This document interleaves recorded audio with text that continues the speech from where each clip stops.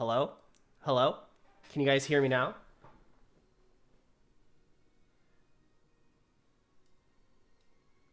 Ah, okay, yeah. All right, sorry. First time setting up all the new CPL stuff, so might be a little bit rough at first, but yeah. Welcome everybody to the new CPL cast. Let me just put alert boxes above stuff. Here we go. Nope, that's wrong. Here we go. All right, cool. Yeah, let's get it.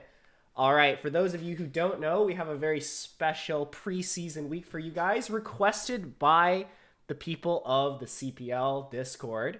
It is going to be the Group 24, composed of Finalsky, Tmillz, FridgeRaider, Viadia, and Lyoko. And I've been told that Finalsky versus, I think, FridgeRaider is the good one. So we might save that one for last. Anyways, or sorry, anywho, because I guess that's the meme that I say that. Let's just hop straight into game number one. What do you guys think? Straight into game number one. Yeah, welcome. All right, let's do it. Here we go. Game number one is gonna be between Tmillz and Viadia. Welcome to the stream, Viadia. I never had one of your games casted before. You're scared? Don't be scared. We are all gonna get our games casted, and it is gonna be glorious. We're gonna see all of your amazing plays and all of your embarrassing mistakes. Every single one. 23 p.m. in Sweden is already laying in bed. I jumped and ran down just to watch. Don't worry. We'll get to your games. For sure. All right. Spawning on the top left-hand side, we have November 47, who I believe is, in fact, Viadia. That's how you pronounce it, right? Viadia. And on the bottom right, we have Tmillz. So personally, I've never before seen Viadia play. I don't know what their gameplay is going to be like, but it seems like they are starting off fairly standard, going to try and wall off at the natural. I think this wall off, I'm not 100% sure. Protoss players, if you can correct me, is this a proper wall off on Neo Dark Origin? Because I believe I'm normally used to seeing the pylon placed kind of up here, and like a gate and a forge sort of blocking down there. That's a bit more of like the wall that I'm sort of used to seeing, because I don't think a gateway can actually fit in here. Like, does that fit? Does that fit, guys? Yeah, pylon on top more, usually. Yeah, I can see that. Meanwhile, Zerg, Tmillz going for a pretty standard opening himself. I believe this is, in fact, Overpool, and I expect to see 2 more hatches being placed down here. Now, I've never before seen Viadia play. Viadia. But I have seen Tmillz play. Now, he is in Uncoachable Pupils League, which is a sort of private newbie weekly league that Vint runs. And he did pull out, I believe, a sick victory in like a ZVZ against like a higher skill opponent, I'm pretty sure. Or am I mixing him up with someone else? Did that happen? Tmillz, if we're here, can we confirm if that actually happened? Yeah, I don't know. I'm pretty sure though. I'm pretty sure that happened. Tmillz is a pretty good player. Now we see the classic Forge Pylon Cannon. Very, very safe opening from our Protoss player.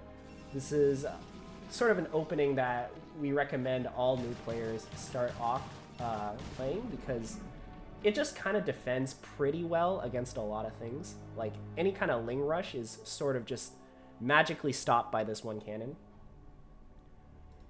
And Zerg is going to send its Lings out onto the middle of the map just to do a little bit of spotting.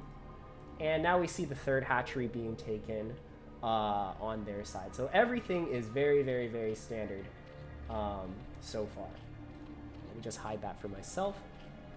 We are mining gas fairly early. Is that early? It might not be that early, actually. I'm not sure. I play Terran, guys. I'm a Terran player. I don't know the intricacies of these build orders. But everything so far looks pretty standard. Layer very, very early on, so I am sort of expecting this to be Muta. Like, I know all the Zergs have been talking about this sort of new, like, 5 Muta meta that everybody's been playing these days, where you rush for Spire off of, like, 3 hatcheries, and you get 5 Mutas, and usually you can get quite a bit of damage done with those 5 Mutas. And even if you don't get that much damage with them, like, it still, like, transitions very easily into just, like, late game stuff, or a big mid-game contain, or anything that Zerg really wishes to do. We see our gas now being taken on the side of Protoss, Cybernetics core finishing up, everything looking very, very normal, very stock standard. A bit of a passive game from both players. Sip of that water. This Zealot sneaking through down here. The Lings don't quite want to attack it. They're just going to leave each other alone for now. And yep, fast Spire. That looks like it is exactly what it is. Fast Spire. And probably 5 mutas, unless Tmillz decides to go for something crazy. Crazy.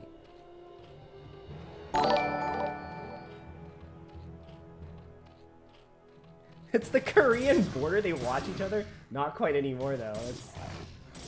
The border has been militarized, and now the Zealots are on the move. How will Zerg respond? Quick, build Lings!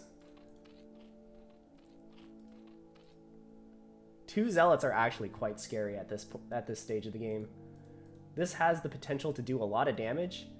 Normally, they're not supposed to, but it does force a lot of Lings out of the Zerg, especially if they find themselves, like, they can tuck themselves behind the minerals. But the Zerg catches these Zealots sort of out in the open. Oh, Protoss is trying to micro, but it's not quite working! Quick, back to the bridges! Unfortunately, they are going to be picked off, but they did force all these Lings out of Zerg, so ultimately this isn't actually that bad. Like, Protoss still accomplished their objective of forcing the Zerg to react to them, and even more Lings have actually been made. These guys are actually quite useless. Like, this could have been 2 drones right here, so ultimately this is pretty good. And I think I missed the Corsair or something killing off an Overlord, because Zerg is actually supply blocked right now. So overall, this is a fairly good opening out of Protoss. He's going to get another Overlord kill. This is going to be devastating. Even after rebuilding an Overlord, Zerg is still supply blocked, and now Zerg is going to be even more supply blocked. This is actually quite tragic for Zerg. Zerg tears shed in the chat. Alright, time to scout across the map. We're first going to go to the top right corner, maybe looking for a sneak base. These Zerg and these players, CPL players in their ninja bases. What is this, ladder? Scourge are out, but the Corsairs are completely not here. They're on, like, opposite sides of the map. One singular Dragoon finds itself sort of wandering out into the open. Is Zerg gonna spare it for a while? No, they're gonna kill it. Maybe for a little while. The Goon had hope. The Scourge are already starting to chase some of these Corsairs. These guys need to go home at this point, because there's nothing really that they can do to stop this. Usually you run away towards the cannons. There are no cannons up here, but Protoss doing a good job of bluffing it. Oh no! One of the Corsairs dies, but it eats 3 Scourge when you really only need 2, so that's actually not the worst trade for Protoss, because, I mean, you could have traded 2, right? These Zealots are moving out on the map. They clean up the Lings that have been stationed outside of his base. Meanwhile, behind this, Zerg is getting their Hydra Den, and they're getting a lot of Hydras. This looks like 1, 2, 3, 4, 5 hatch Hydra. And we're getting +1 ranged upgrade and Hydra speed. This isn't like a Hydra bust, but I do expect Tmillz to go for some pretty aggressive mid-game plays with these Hydras. So we killed the pylon here, but unfortunately this depowered 2 of our buildings. This is actually quite an important building to not depower while +1 is researching. +1, of course, one of the most pivotal upgrades Protoss can get at this stage. We are now up to 5 Corsairs. They do have +1 damage. This is another sort of big timing for Protoss, where if you get 5 Corsairs and +1, Scourge suddenly don't start to become like less of a threat, and you can sort of move out and just try to pick off Overlords and be generally very annoying with it. Protoss getting their 3rd base now, so this is a very economic, I would almost say greedy sort of opening from Protoss. Generally, you see Protosses stay on 2 base for quite a while and push out with like Storm and Dragoons. But Viadia is going to instead try to go for the late game. He might be punished for this though, because Zerg has a lot of units. We're actually almost at equal supply with a worker advantage for Protoss. So unfortunately, Protoss might be punished here. These bridges are quite hard to move across, but I don't think Protoss has quite enough units to defend this. Unfortunately, I think this base might be a little bit too greedy.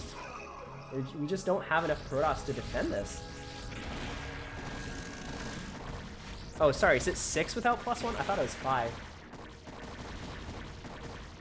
Yeah, there's a magic number for Corsairs where, like, if you get 6 and +1... Oh, sorry, 6 without +1, 5 with +1. Okay. So, Viadia, in fact, did get 5 Corsairs with +1. And once you have that number, you sort of have to, like, mass Scourge. Like, you can't just, like, send 2 at a time at that point. So, Protoss did get its army killed. There are 10 Zealots in the main, but it's gonna... his own choke point is gonna be, like, a big detriment here. Only 2 Zealots attacking a bajillion Hydras at a time. This cannon's unpowered! Oh, no! It's not even firing! This is a disaster! I think the only thing the Protoss can really hope to do is just kill so many Overlords that the Zerg can't reproduce, but I'm afraid Zerg might have already won the game at this point. There's just so many Hydras that I don't even think, like, the perfect storms can stop this at this point. It might be over, yeah.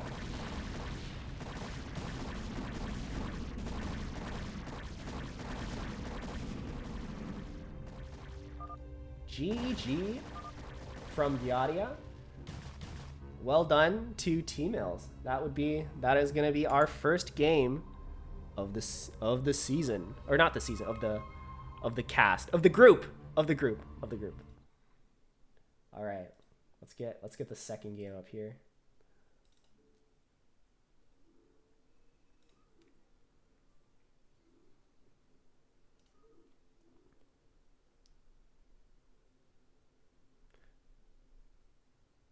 A valuable lesson about greed that day. Yeah, that was a little bit greedy. The 3rd base that quickly.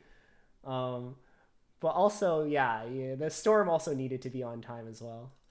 If you don't get Storm when the Zerg are, like, massing up Hydras, there's nothing really you can do. You just need splash damage at that point in the game. But good try. Tmillz is, in fact, a beast, so you shouldn't feel too bad for losing to him. And let's see here. All right, we're going to follow up with another Tmillz game. Let's go to our second game. It's going to be Tmillz versus Lyoko, who is Protoss as well. I forgot to set you as Protoss. I'm sorry, Viadia. In the last game, I totally forgot about that. Oops. Anywho, we are starting up. It is once again going to be another Terran... Sorry. Why did I say Terran? Protoss versus Zerg. Spawning on the top left-hand side. Tmillz, fresh off of his victory from the last game. I don't know if these replays are actually in any kind of order, but we're just going to pretend that he's still, you know, this is all played within the same time, and Tmillz had just won a victory after beating Viadia the last game. Oh, that's good water. All right, what's Lyoko going to do with this probe? Pylon time? Yes. So this looks a little bit more like a standard Protoss wall-off that I would normally expect. So you usually put the pylon here, and then like a forge and a gateway on either side, and you put zealots in the middle here. The benefit of that is, of course, you don't have to kill your own pylon when you want to move out. You can just kill your own gateway instead. Or your own forge, you know. That actually sounds much worse. And it probably is, but you won't unpower your structures. Which, I guess if you built a pylon behind it, that wouldn't be a problem. But listen, alright, this is standard for a reason. I'm not Protoss, so I don't know what the reason is. But it is standard. It is standard. I guess if your opponent tries to Hydra bust you, they can't just like target down the pylon. If in that last game, Tmillz went for like a 973 instead of like the fast spire, he could have just targeted down that pylon, and then Protoss would have been in a lot of trouble unless they sort of figured out early on that that was a vulnerability and built like extra pylons. But yeah, Tmillz completely on fire. Absolute beast of a gamer. We're going to come in here, see that it's going to be Forge into Nexus, and at this point Tmillz should feel pretty confident just like building only drones and hatcheries. He did build two lings to chase around the probe, but that is not like really any kind of detriment to his economy. In fact, he's going to take his third base right about now. It's going to be 11 hatchery at or before 3 minutes. Very nice. Come on. There we go. Behind this, gateway and cannon have been built. Please don't lose the Overlord. All right, it gets away. Oh.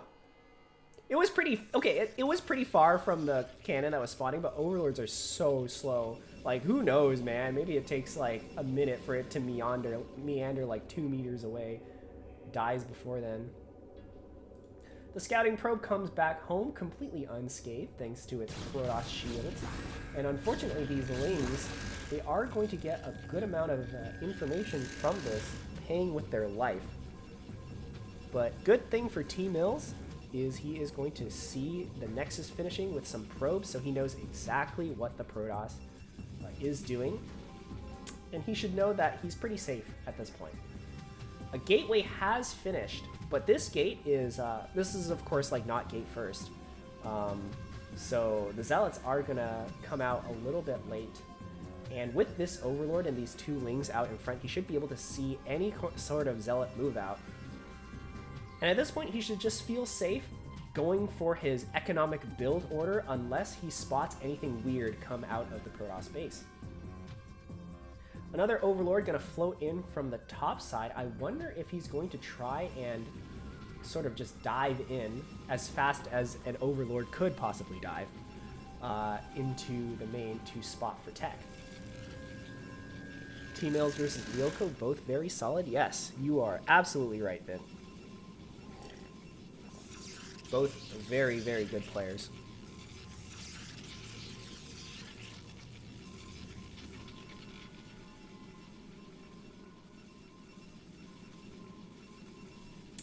Citadel of Adun.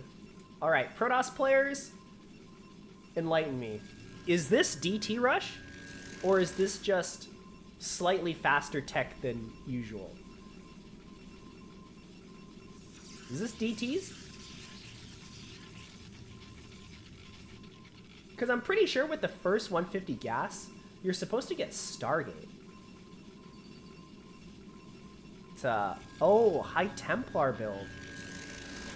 Fast speed Seralus? Oh, okay. So, it's not DTs. No such thing as DT rush. Yeah, I guess that makes sense. Like, if you go DTs, you have to get Corsairs, right? Because Overlords are everywhere. You have to get rid of those first. Yeah, fast legs. Yeah. This makes a lot of sense. But the Zerg, wisely, with the Overlord coming in here, should be able to see everything and know exactly what's going on. You're getting fast Zealot legs. I would expect within the next, like, couple minutes, like, a bunch of, like, sprinters to run across the map and try to, like, fuck shit up, pretty much. Now, how does the Zerg respond to this? Zerg, Tmillz, did go for the fast Spire.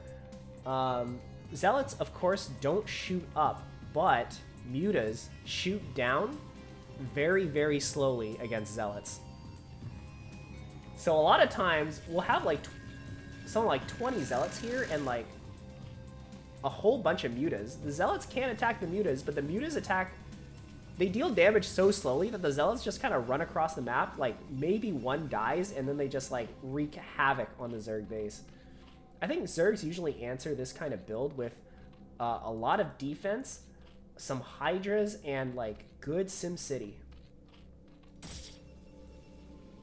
You see Zealots have already started to pop out into the map. This is actually... Oh, there it goes. There they sprint. They go from marching to sprinting. Only 5 of them so far, but I expect a lot more to be rallied behind this. Storm on the way, as well as Dragoon range. 2 Sunkens are going to drive these first 5 Zealots away, and now, grouping up with the rest of their friends, they start to go into the main, where the Sunkens are not finished! They're not finished! And the Lings are attacking into a choke point as well. There's just not quite enough defense here for Zerg. And now that the Sunken's finished, I actually think that Protoss could have probably killed these 2 Sunkens, but maybe he is afraid of the Lings that could possibly spawn out of these hatcheries. And we see that he's not really committing to the Speedlot attack. He's actually going to go into Dragoons. He's going to get Storm, range, and go for the much more standard, like, 2-base Protoss push.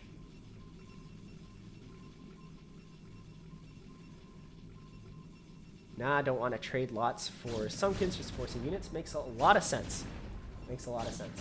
This is exactly what you kind of want to do as Protoss, or as anyone playing against Zerg, really. Like, forcing out units for Zerg, especially if they're, like, Zerglings, like, at this stage of the game, like, very, very important. You never want the Zerg to just have a free game, drone up, and like, get to Hive and max out. That's, like, the ultimate fear of, like, every other race. Observatory being built. We do want an observer with our army in case the Zerg gets fast lurkers. And now we see Tmillz has sort of popped out quite a number of Mutas. I guess when Protoss goes Corsairless, you feel a lot more safe doing this. We only actually have 4 Dragoons out on the map and no cannons in the main or the natural. This could cause a lot of damage for Protoss. We already see probes falling left and right. The probe counter is going down rapidly. These Templars don't quite have enough for Storm. And with good enough micro, these 4 Dragoons actually can't beat these 9 Mutas. It doesn't work. Oh no, the Overlord with Overlord speed is following these Mutas. But they're still wrecking a lot of havoc in the Protoss base. The probe count has basically evened out. Oh my god! What? What? What? Did you guys see that? Oh my god. Lyoko needs to take these Dragoons and A-move his own Templar right now. This is not... This Templar is a traitor! Are you kidding me? He just single-handedly, he might have single-handedly thrown this game, that one guy. And it's all because of that one Templar who stormed the rest of my Templars. Holy moly. We do have a cannon at the natural, so these mutas are going to try to dive for it, but they're going to take a lot of damage. As a result, a lot of these mutas are very low, but we have enough Dragoons to drive this back. Of course, we still don't have any Templars or Storms, so I think if Zerg just goes mass Hydras and A moves, like, he could probably just win the game. Like, that is definitely possible, but I don't think Tmillz actually recognizes, like, that sort of backstab, that betrayal, it didn't, I don't think it happened in front of the Zerg, so the Zerg doesn't actually know that the Protoss is down like 4 Templar. He stormed and killed 3 of them, but that Templar used like the first 75 energy to do it. So he's still down like a storm, right? This is very tragic.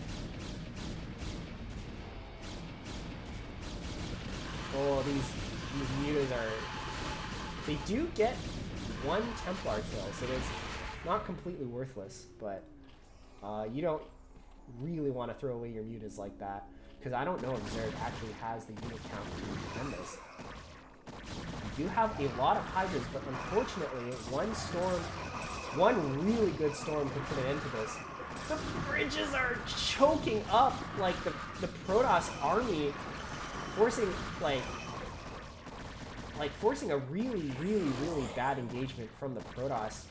The Zerg had like a full like half moon concave here. This is absolutely what you want as a Zerg. And the Templar didn't even get an opportunity to storm there. So that was a really strong defense from Tmillz. And Lyoko is unfortunately forced to pull back. He didn't lose all his Templar though. We still have 1 left, and he's going to accumulate enough energy for 2 storms quite soon. So this game has proceeded thus far very favorably for Zerg. Tmillz in a very comfortable position right now. And Lyoko going to try and expand behind this. He's sort of just hoping that the Zerg won't just like mass a billion units and A-move him right now. Which, as it seems right now, Zerg quite content to just stay back and continue macroing up.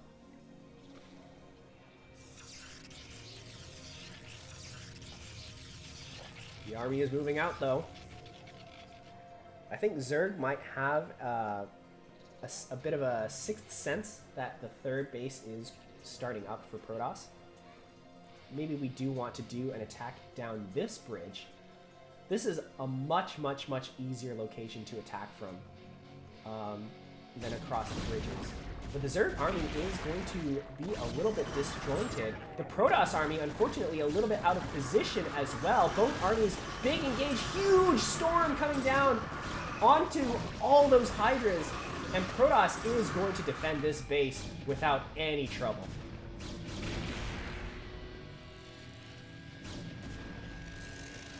Holy shit, that storm was hot.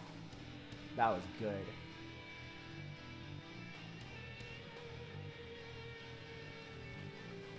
Alright, what are we doing behind this? Lurker eggs on the morph? On the morph. Is that how you say it?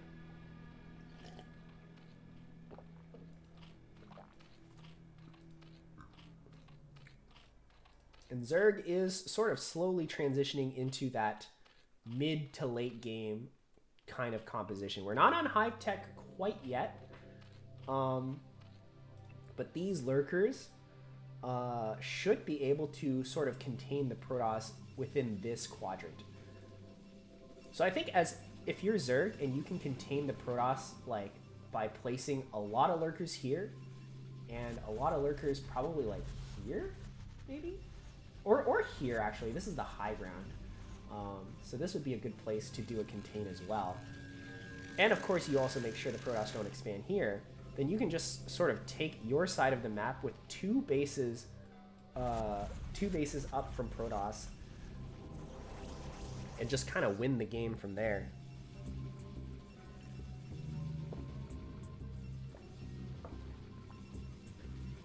Alright, have a good night, Finalsky. Be sure to watch the VOD because I will be casting your games later for sure.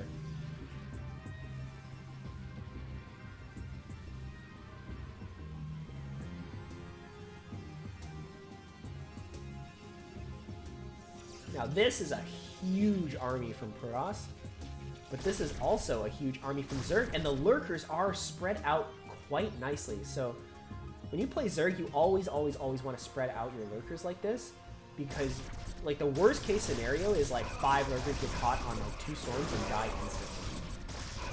But you also need to defend these lurkers with your Hydras. The Hydras need to be in front of them to body block. So many lurkers went down right at the start of this attack, and now the Hydras need to sort of fight them by themselves. Good storms coming out of the Protoss, except for that last one, which didn't hit anything. But we still have storms left. The Templar! Save the Templar! Oh my god, this game is quite back and forth. Zerg taking their 4th base. This is absolutely necessary. You need to be... I'd say you need to be a base ahead of Protoss when you're Zerg. At least at this stage of the game. You can get pretty cost efficient at the late game when you get Defilers, Dark Swarm, maybe even like Guardians. But at this stage of the game, it's very, very difficult to trade well against Protoss with good control. Like, if Protoss can force you into like a corner or across like a bridge or some kind of choke point and just storm it, like, that's just a bad time for Zerg, right? Like, Protoss can be so cost efficient at this point in the game. So having another base up is very, very nice. Hive now being started up for Zerg. So we are going to start transitioning into the late game. And for Protoss, this is usually when the Reavers start to get busted out. Now, Reavers are, of course, one of the most expensive units that Protoss has. They're very expensive, they're a bit fragile, and they're very hard to use offensively unless you have, like, good shuttle micro. So Protosses don't usually go for Reavers until the late game, but when the late game comes, those Reavers can really turn the tide of a lot of battles, because they also get to trade very efficiently, but they're not as, like, finicky or fragile as High Templar. Yeah, Zerg in a very, very strong economic position right now. They are up 1 base, equal workers, very, very, very similar supply count. So I would say economically they are a little bit ahead. Protoss going to try and move up this location, but I think he might just be checking to see if there's like a base here, or doing a little bit of posturing. Neo Dark Origin is, of course, one of the most... It's like quite a small map, and it feels very, very cramped. Oh, no, he's actually taking a base here. Wow, okay. So Zerg is containing from across the bridges, but I think they need to make sure this base doesn't go up as well.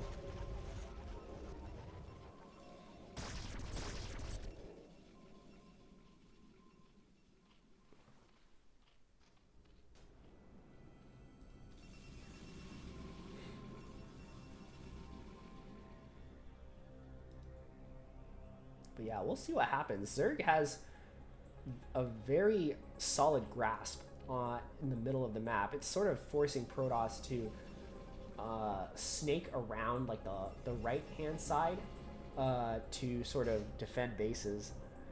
And that's very annoying for the Protoss, but you can work with this, right? You can work with this.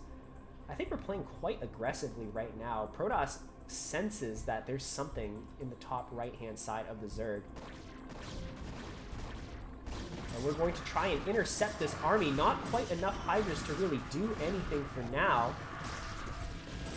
And it looks like we're trying to take an engagement here for Zerg. And this is all that Protoss needs to pull the trigger. Down they go. A big engagement coming into the middle of the map. These lurkers are a little bit too close together, so they're going to get stormed to hell. Good storms on the bottom hand side as well, and on the left. Hydras are dying in droves. These lurkers are not quite burrowed, and they need to burrow to do damage. And I think Protoss might barely come out ahead of this engagement. Zerg doesn't quite have enough lings to sort of dispatch these goons. But actually, there's more reinforcing from the top hand side. Where are the Protoss reinforcements? We need to keep these Templar alive. Reinforcements coming from the bottom side. Gonna try and save these Templar. Already a couple have gone down. Only 3 Templar left. None of them have enough to storm. But I think Protoss is just barely gonna come out ahead in this engagement. They have just kind of barely enough units to push forward. They're gonna come in with reinforcements of their own. These Templars don't quite have enough for storm, but this one might be ready soon, but it dies before. The third Templar sacrifices itself to storm, and that one goes down as well, and the Protoss are going to retreat. Lyoko on the run. Ultimately, though, that was actually quite a good trade for Protoss. They did lose all of their Templar, but Protoss is still on an even number of bases, and I think the Zerg was forced to cancel their 5th.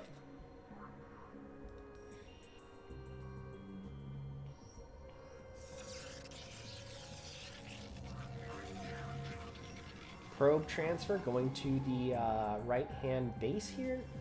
Quite a large number of probes being transferred as well. I think that might be all the probes in the main and the natural.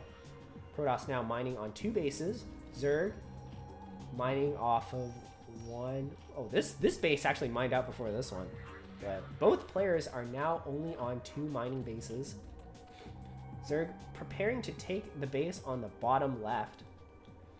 An interesting choice, but I think it makes a lot of sense if you're sort of holding here and then you hold here. You just kind of get this base for free. And I think Protoss has a sort of similar idea. We see a probe come up here, and I think he's preparing to take this base as well. Defiler Mound has finished for the Zerg. Hive is done, of course. Do these Zerglings have Adrenal yet? I actually don't know. I assume they do. That's like the first thing that you upgrade when you get Hive is Adrenal Glands. It's just so good.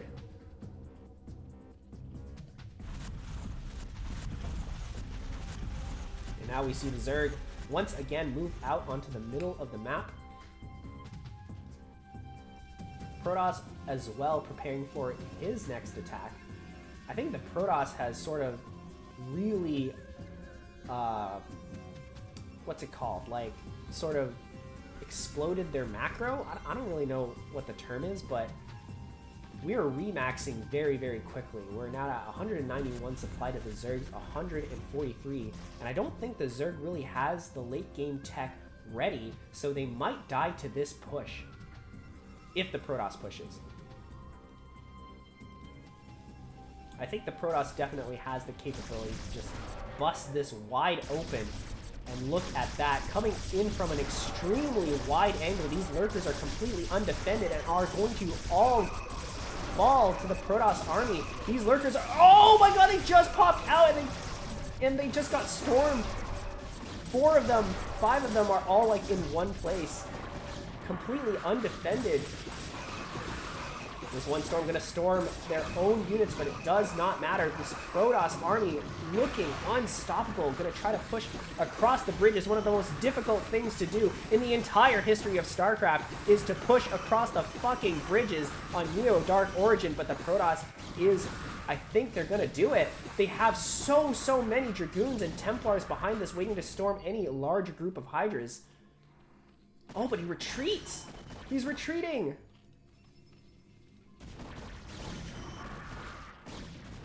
Go, go, go! We actually just dispatched the entire Zerg army, but Protoss needs to do something with this advantage, because the Zerg just got the bottom left-hand side, and they could take the top right as well. We don't want the Zerg to have this kind of lead in the late game. Zerg late game, of course, one of the scariest things in the universe.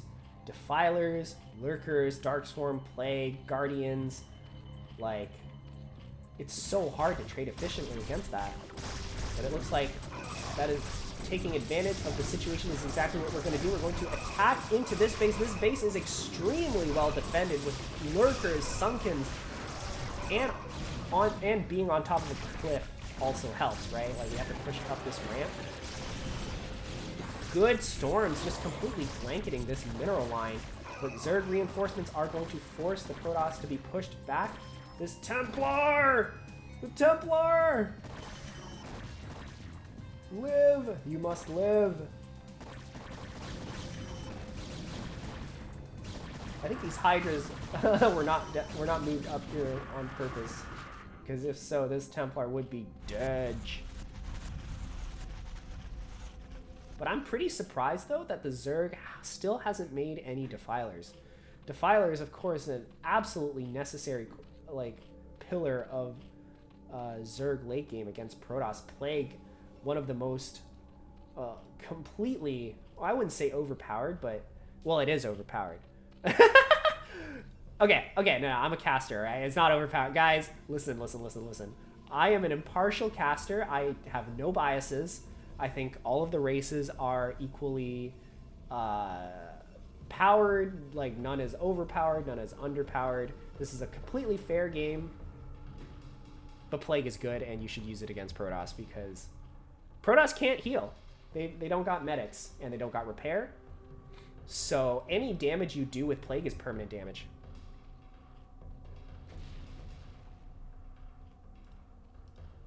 Protoss taking the top right.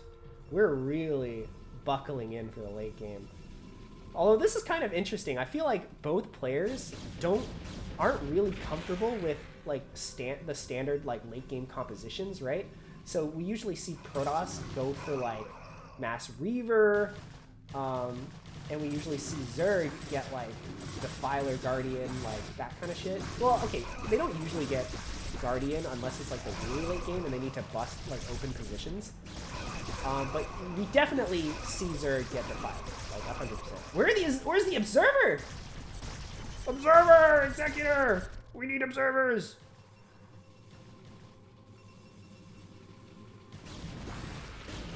Oh no, these lurkers are getting caught in the middle of the map.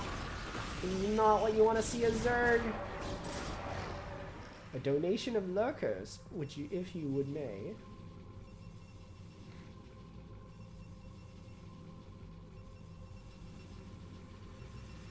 But yeah, as I was saying before, I think both players are not quite comfortable with the sort of late game compositions. And of course, as I say this, Defilers are coming out. About time, right, boys? So, like, they're like heavily investing into these mid-game compositions with like late-game economies, and that is making for quite an action-packed game. As we're currently seeing, like, these huge armies are just like bashing heads. And neither player really wants to sort of play like a super turtley defensive style, which, I mean, I guess you could argue the Zerg is kind of turtling up now. But before, they were sort of taking over the entire map. So as Tmillz is the first player to start the true late game composition, I fear that Protoss might start to lose steam. Like, trying to push over these bridges, oh, that's gonna be hard. I think the Zerg still has a lot of its units like down here, up here, like not quite in position. So the Protoss has a timing where he can just sort of bust this wide open. This Defiler, it needs to put down a Dark Swarm! And instead Plagues, but unfortunately the Plague doesn't quite hit that many units. So the Protoss is going to just bust right through this. Quickly, consume! Consume!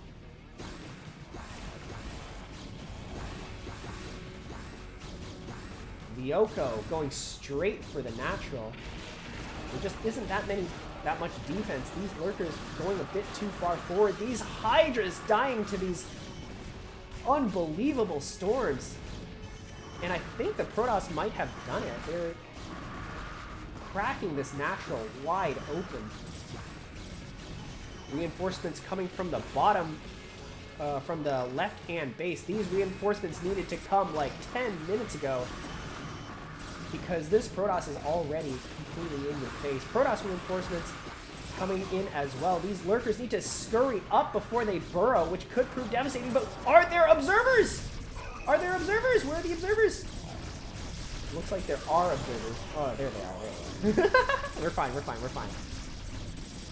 Of course, this Dark Swarm is offering quite a lot of protection for these lurkers, but the Zealots that are underneath, and of course the Storm, which does damage, regardless of what kind of overpowered spell you're using.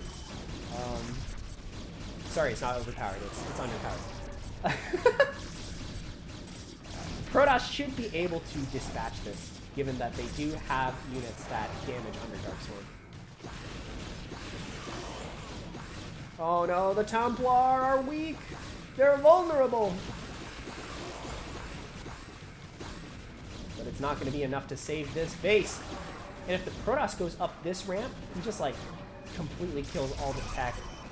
Oh, the Observer! Come back! Alright, oh. Oh.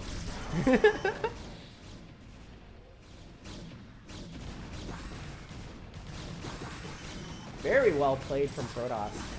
Good job to Lyoko, completely busting this prepared defense from the Zerg. Now, we killed this base, but how consequential is it truly? Because there actually is no minerals here. We killed the Hydrodan, which is important, but we do get to rebuild it somewhere, right? Maybe not. If as Zerg, the only thing we can build are lanes, and that's not going to do well against this composition. These bases are being dispatched though, but they're not the critical bases for Zerg. This is the critical base. This is a critical base because, you know, it's still mining. And this is the critical base because of all the tech that's up here. Oh, we can't just be losing lurkers like that.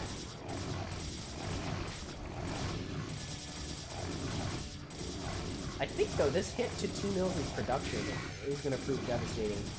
And overall, Tmillz's economy is actually a little bit in shambles.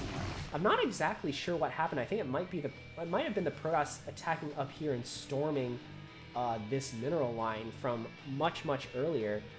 But we see now that Zerg doesn't quite have the money to remax.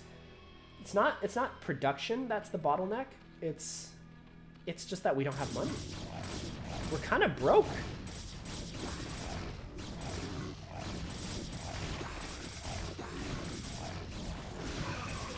And now Protoss is going to come in here with their mid-game army and clean up. This base is dead. And I think Zerg is going to GG at any point. Good game from Tmillz. Well done. Actually, well played to both players. That was a good game. That was a good game. My games are all downhill from here. Oh no. I mean, this was a very good performance, Lyoko, so I wouldn't be too worried about the games being bad if this is like the bar, right? Let's see. CPL 11. Up next, Lyoko versus Viadia. Hold on, let me just change this. Don't look at the length, please. That's spoilers. I need to get that screen set up where I just like have the overlay blocking so you guys don't see.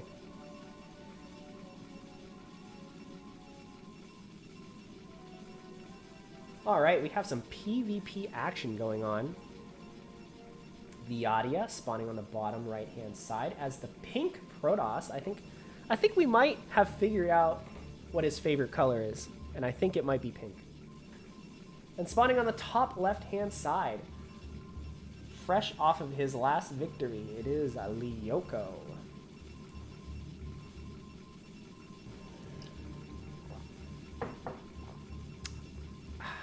It's good water.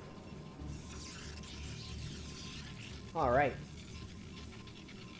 So despite me not playing Protoss, I do know a little bit about PvP. I wouldn't call myself an expert, but I have seen and I have played a little bit. And I would not be surprised if both players just go 2-gate. I'm pretty sure even though 2-gate is not that good, it's like gotta be the most common opener in PvP, right? I mean, I literally just watched Escalade like do a 2-gate versus 2-gate game like today.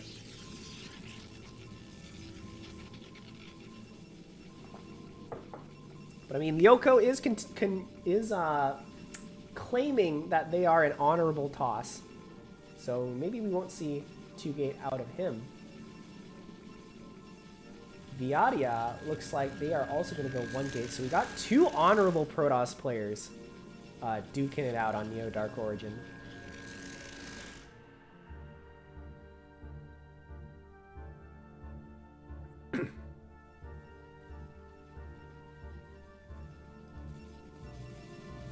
Cybernetics Core coming up for both players.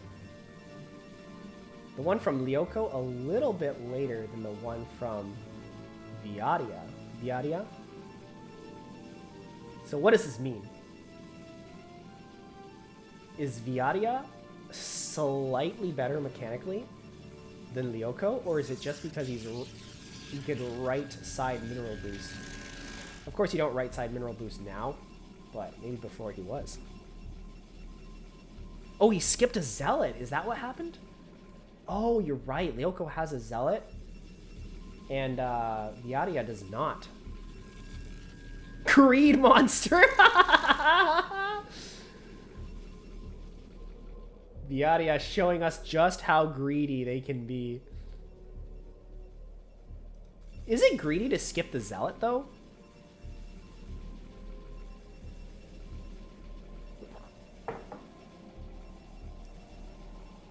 Very greedy? Okay. I guess so, yeah. Yeah, because if the opponent goes 2-gate and you don't have a zealot at the start, things could get very, very dicey.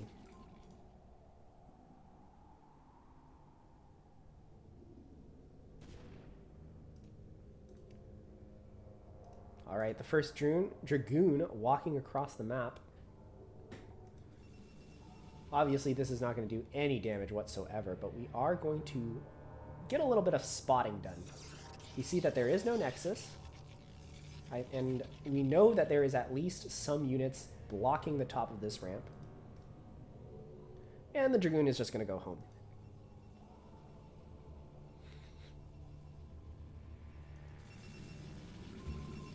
Behind this, Viadia going to get a Robo facility. Meanwhile, Lyoko also getting a Robo facility? We got a... Chat, is this a mirror matchup? Is this what we call a mirror matchup? Because it looks like both players are mirroring each other quite a bit. No second gateway actually coming from Viadia, so this is where the divergences occur. Oh, we're going into Reaver. 1-gate Reaver.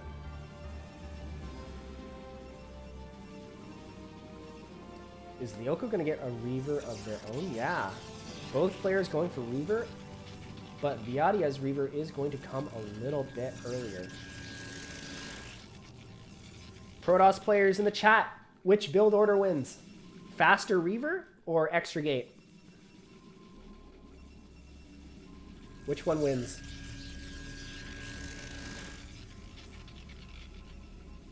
If I were to take a guess, I'd say faster Reaver wins.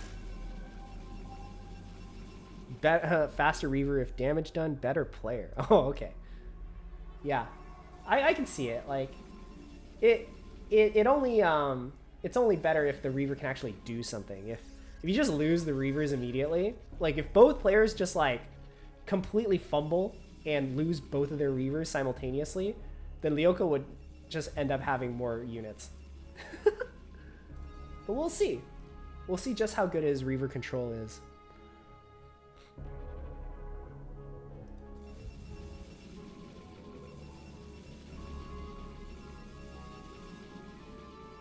I'm surprised this probe is still alive, by the way. It's still here.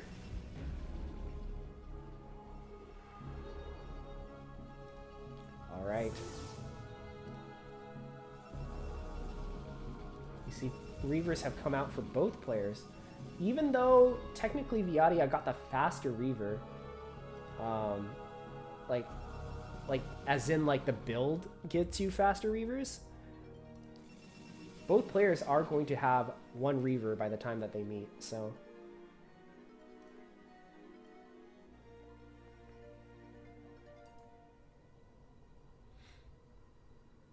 This Dragoon is very eager to fight. He's like going off before his friends. Alright, so Lyoko is pushing across the map. Tmillz going for the greedy play and getting the Nexus. And we're going to see right now if he's going to get punished for it, because Lyoko does, in fact, have a lot of units. They are on equal supply, but 5 more army supply for Lyoko. These Dragoons are going to come down here. This Reaver is going to do a lot of damage to these Dragoons. Oh, good pickup from Viadia, but Lyoko's Reaver is going to come in as well. 2 Reavers, actually, are present. One on the high ground. But where is it going? Where is it going? Come back! The Reaver needs to come back. Where is it going? Reaver! Alright. Spat out something. Oh, it snipes that Reaver as well. This Reaver, despite derping around everywhere, is kind of the MVP of this fight. Sort of saved everything.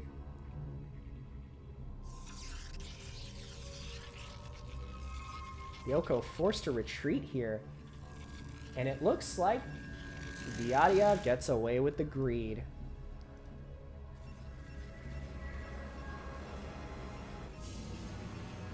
Yeah, good control, good control. Well done.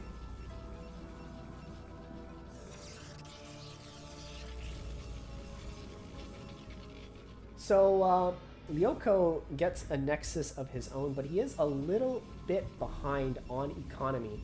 At this level of play, I'm not actually sure if that sort of economy actually makes a significant difference. I think it's still going to come down to micro and your ability to macro behind it as well. So at this point, it's still anyone's game. It's still completely up in the air. Yeah, double forge from Viadia, not something I see quite often in Protoss versus Protoss.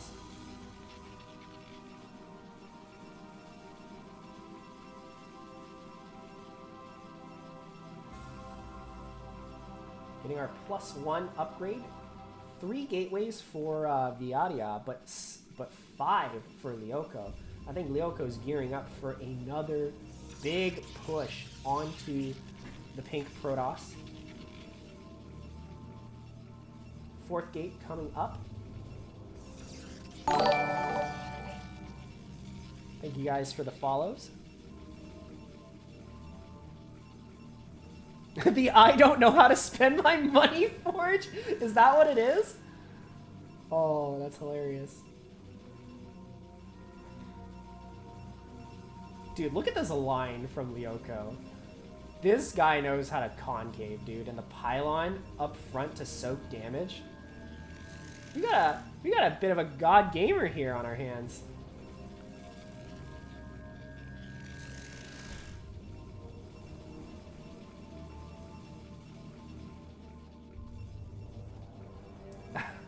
the amount that these two Reavers, like, need a shuttle, like, now.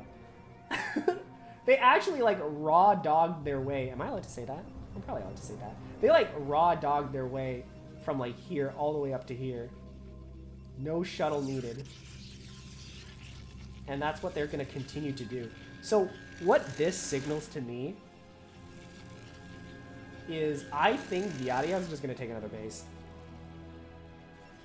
Like, technically, you don't actually... I guess you don't really need the shuttle unless you go aggro. Because, I mean, if these Reavers aren't going to move anyway, it's like, whatever. You know what I mean? Although, if you are pro enough, you need the shuttles for when you get into that Reaver versus Reaver micro situation where you need to, like, pick up right before the scarabs of the other Reaver hit. But actually, no. I was completely off the mark. Viadia is going to go across the map. He's going to try to cross these bridges here, but of course, crossing bridges on Neo-Dark Origin, probably one of the most arduous, difficult tasks of all time, especially if the things you're trying to cross with are fucking Protoss Dragoons.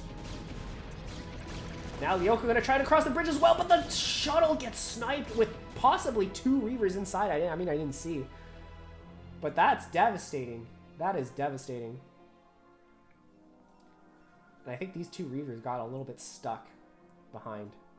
Where's the shuttle? Hello, taxi? We need an Uber for these guys. Somebody call an Uber for these Reavers, man. Lyoko pushing back this army. But of course, with no shuttle Reaver of his own, it is a little bit scary trying to push across the map. Dude, what is this slow walk? Have you guys... Any of you guys played Starcraft 2? Any of you guys played Starcraft 2 and done a queen walk? This is exactly what it feels like. A good concave from Lyoko, but these four Reavers are doing an insane amount of splash damage to all these Dragoons. And Lyoko now forced to retreat. His own Reaver not gonna catch up and join the fight in time. He's just gonna get picked off after, and GG, he just calls it! GG. Wait a second. Was that GG? Let me see. Alright, so we did lose everything here. After this fight, we lost a lot of units. If we kill this Reaver and these two Dragoons, we'd be down like 10 supply. We're taking this base, but our opponent doesn't have his base. So I think in this situation, you lose this base, but I feel like the game is not actually over. Like, I think this base dies, but these Reavers don't have shuttles. So we're actually just gonna have to push with this army into here, and we have our own Reavers ready to defend. So I'm not actually sure if that was GG, but it certainly looked bad. Well done. Well done. Good job to Viadia for pulling off that win. Alright, I'm going to hide the screen. Going into the next game.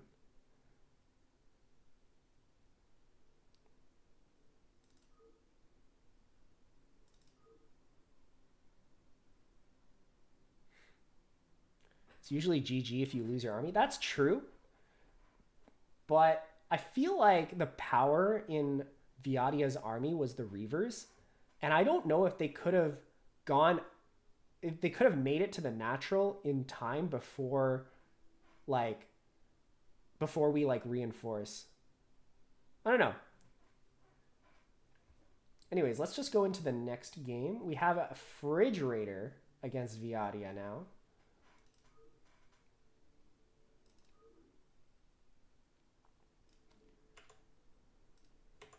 Let's go back into the replay. Let's get the names right. So we have Viadia as Protoss. I think it's actually RiceHat.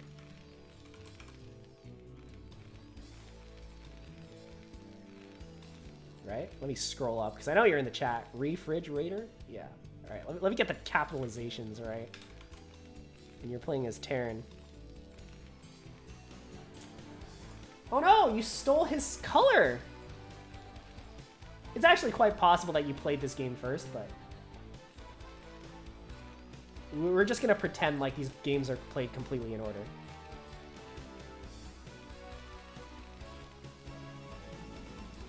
Yeah, spawning on the top left-hand side. Our first Terran of the group, and possibly our only Terran, question mark?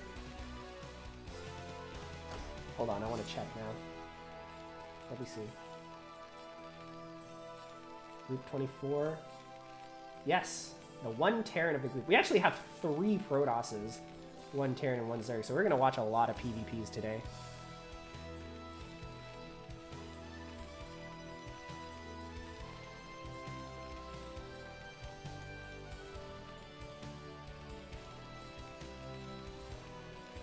He's going to lose his 3rd and get contained. That's...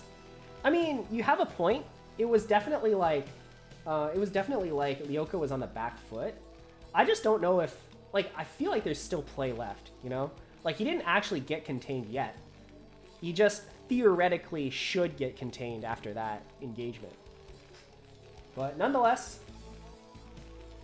it is still a... we're still in a bad position as the other player. But I digress. Let's talk a little bit about this game. So the probe going to come in and scout immediately. I'm pretty surprised the Protosses don't all try to gas steal on this map, because I'm pretty sure you can, like, 100% of the time, unless Terran rushes gas. Which, I don't know, maybe FridgeRaider did that.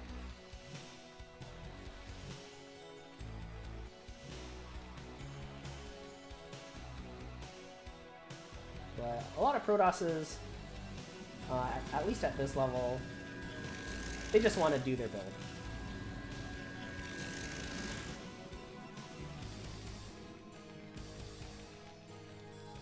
So Terran's only mining from 1 SCV in the gas. I think they might have forgotten to put SCVs in there. Or no, they just... wait a second. No, I think the factory was just a little late. Maybe they pulled out of gas at the right time, but they just didn't put the factory down. That's also possible. But yeah, a little bit of a late factory, but I don't think he's going to get punished for it, because we're not going Zealot first, we're just going straight into Dragoons.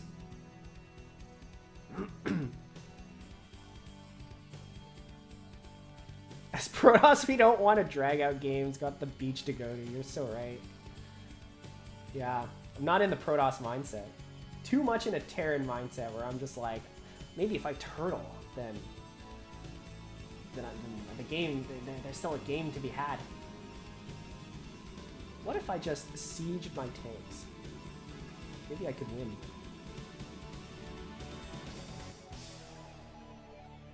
Alright, we're up to 400 minerals. Time to plop down the base. This is a 3 depot into expand, so the base is going to be a little bit later than Terrans would normally like it. But the Protoss is going for a bit of a aggressive opening himself. His Nexus is only a little bit ahead of the Terran's command center, which is of course pretty good for Terran, assuming they don't just like die to aggression, which is always possible. First 2 goons are out. I expect these Dragoons to start walking across the map. We are going to go add-on immediately. So, add-on immediately and into tank. No upgrades quite yet, but this could be a siege expand as we see FridgeRaider banking up the money.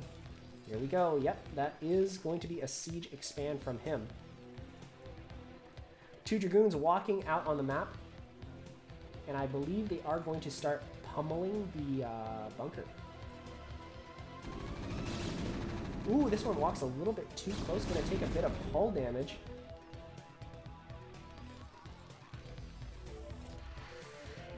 And the barracks lands so far forward.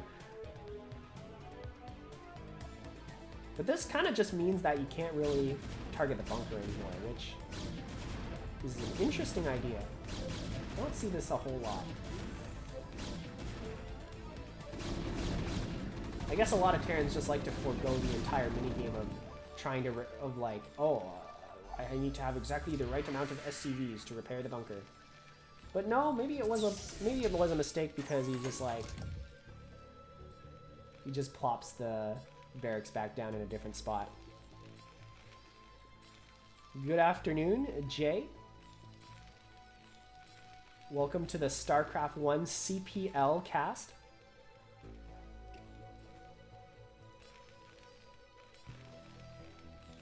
And now we're gonna get a fast armory and turrets. Well, not there though, maybe in a different place. I think he's gonna try to build a ring. What is the Protoss doing?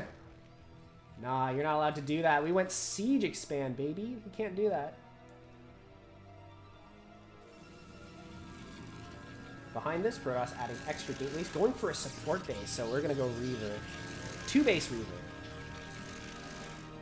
Not the fastest Reaver you could possibly get, but we are gonna get Reaver.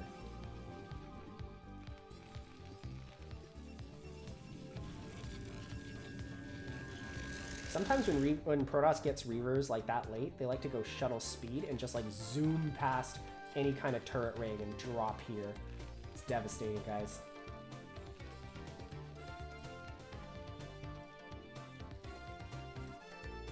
Now this is interesting.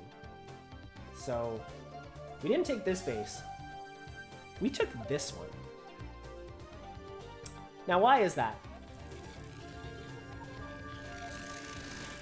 Is it because we straight up didn't realize there's a base here? Or is it because this is a ninja base? Or is it because there's some big-brained reason for this being here? It's because Protoss can do anything, you're right! Protoss can do literally anything! Doesn't matter where the base is! You just take the base there! Fuck it! I'm Protoss!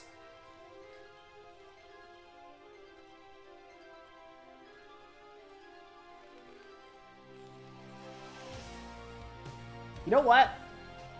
We're casters. We're professional casters here. We are not streamer Artosis at home. We are caster Artosis at home. So this is a ninja base.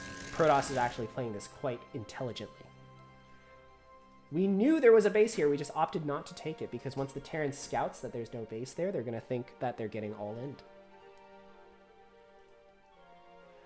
Protoss might be, in fact, one of the most intelligent races of all time. All Protoss players have probably like about 15 points of IQ on the other races. Only with a brain this big can they actually make a decision as complicated as taking this base instead of this one. Zealots have started to be made. Do we have Zealot speed on the way? Yes. We have 2 Reavers, but no shuttles accompanying them quite yet. But we are going to get shuttle speed behind this. So I feel like Protoss is going to try to go for some kind of big shuttle dive.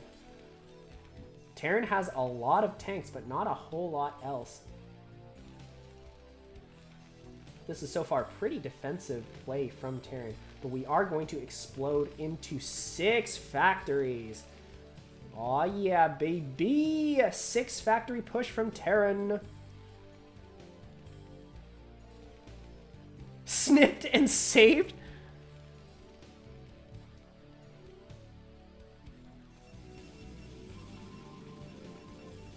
Did Vint clip that? You know, I haven't had a clip on my channel for like 2 years. I don't know why. It's because Jay hasn't tuned in a while. Jay used to be my #1 clipper. Wait, what did we just scan? We scanned this base.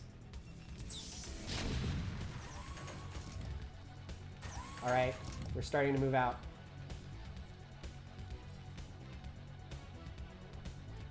So as Protoss, if you know that Terran is going for 6 factories, which looks like we don't know, because normally as Protoss you want to have an observer in the Terran base to count the factories. But we might not know that as Protoss, but we should be suspicious because there's no other base. Like, why is the Terran not taking another base yet? It must be because he's planning on pushing. And you see the Terran is now deciding to push out FridgeRaider with an entire control group worth of tanks and +1 upgrades. Moving out on the map. You don't even need to siege, you just like, hey, moving. And Protoss doesn't have enough units to deal with it. Viadia forced to pull back as the Terran are going to commence the attack. 4 SCVs being pulled as well, probably to build turrets.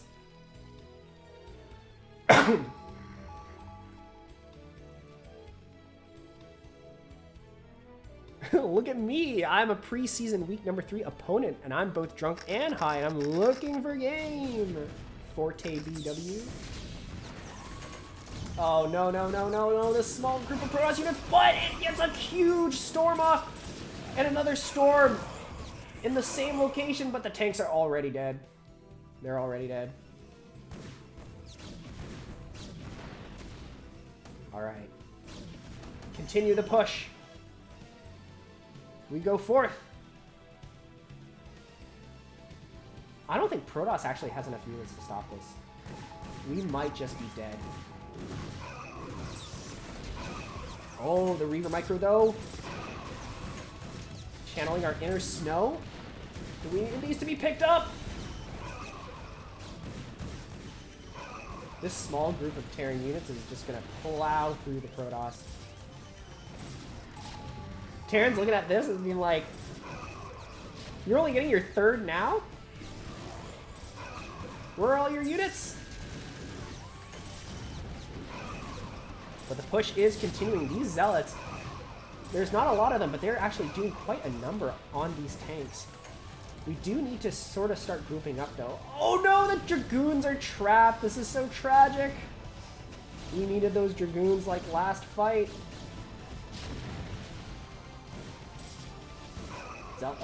Vulture's gonna lay mines everywhere, but a single Zealot might just trigger all of them. Trigger a bunch. We still have a Reaver that is alive here, but SCVs have already... More SCVs have made their way down here, and I'm gonna start repairing tanks and hopefully start building turrets as well. The Protoss rally is going to start dispatching the remaining Terran units, but we see that the Terran has actually discovered the ninja base. Oh no! The #1 flaw of ninja bases is when your opponent knows that they're there. Not so ninja anymore. Now this is devastating. Absolutely devastating. Protoss might not even have enough units to deal with this, actually. Like, 1 Zealot, 1 Dragoon, or 2 Zealots and 1 Dragoon is not enough to deal with this many Vultures.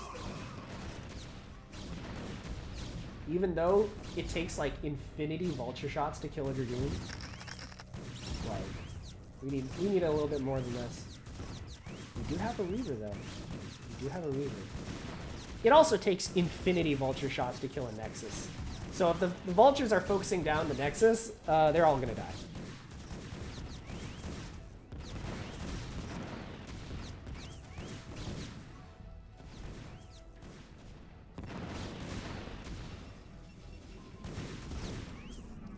We must teach Viadia the way of the Lana block. What is the Lana block? What is this Lana block, you stupid?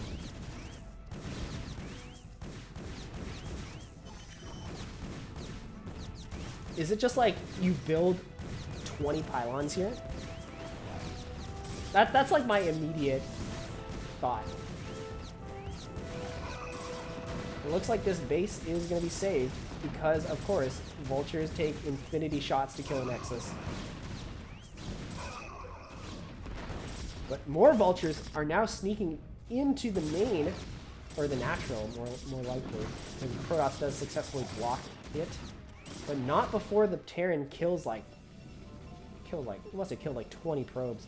So between this base being eviscerated and this mineral line, like getting completely annihilated, Protoss is now down to 23 workers. That is nowhere near enough for a sustainable economy.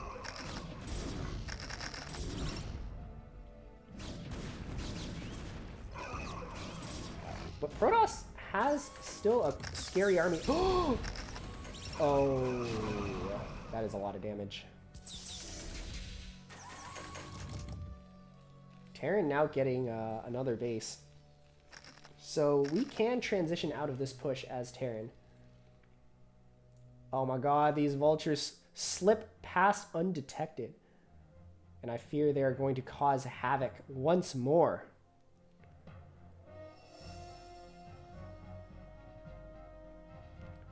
Down here they go. Only one goon defending. They're going to try to lay some mines, but completely and utterly fail at that because for some reason, when you tell vultures to lay mines, they all decide to lay one. The group splits off to deal with probes up here, and this will try to split off and deal with probes down here. They snipe a few high Templar. Good catch from the Terran. And this one might get one more probe kill. Wow. These vulture rates have been completely devastating. RiceHat is really, really on top of his vulture micro. This aggression just never stops. Oh my god, they killed it!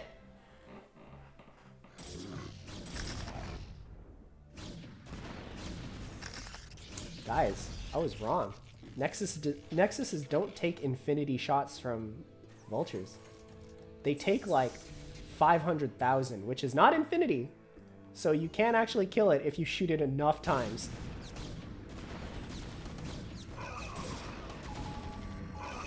And the Terran moves out once again. Still only 1-0 upgrades. Of course, when you go 6-fact, you don't quite have the money to get upgrades fast. This shuttle needs to be very careful, but luckily for him, the Goliaths don't have range, and a huge storm blankets a lot of these tanks. We just need to do this like 3 or 4 more times. The Reaver walks up forward, but there's no shuttle accompanying it, so it'll die instantly. This Templar falls before getting any storms off. These Reavers doing insane amounts of damage to these already hurt tanks. And another Templar comes forward, but doesn't quite storm. And it looks like this Terran army is unstoppable. It's advanced towards the middle of the map. Not going to slow down anytime soon. Well, I guess it's slowed down here because it's the ridges, right? But this army will not be stopped.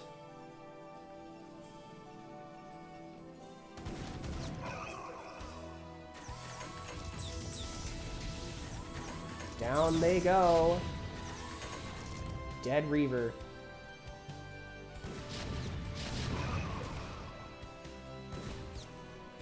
Dude, look at him. Look at this guy. He's just... The second he senses weakness, he just goes in with vultures and kills all your probes. These Zealots are kind of wrecking havoc, though. We need the vultures back with the tanks to sort of defend that.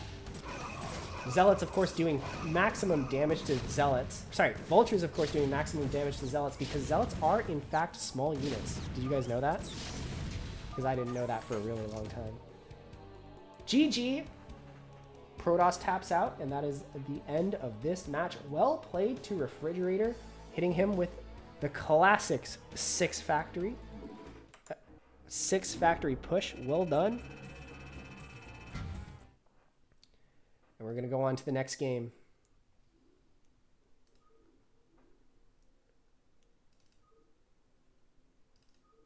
All right, what do we got here? So we just watched FridgeRaider versus Viadia. Now we'll watch FridgeRaider versus Lyoko. Let's go back in here real quick.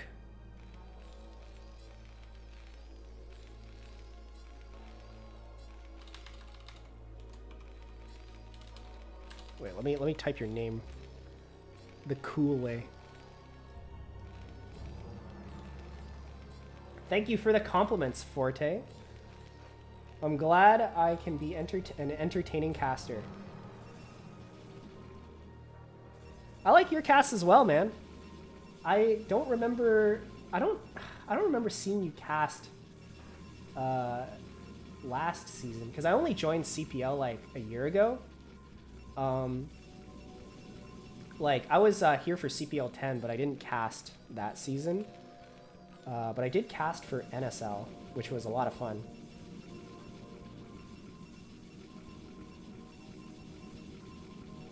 I'm not drunk or high. I could be drunk. I don't know if I'll be a better caster when I'm drunk, though. I feel like when I'm drunk, like, the streamer version of me is going to come out. I'm just going to complain about Protoss OP all the time.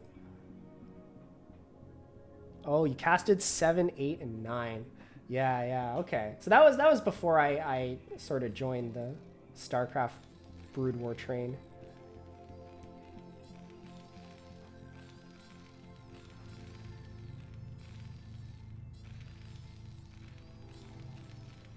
Now, Lyoko knows the good strat. He knows what to do on this map. Going straight for the gas steal, and behind this, forward gate. He knows exactly how to play Neo Dark Origin.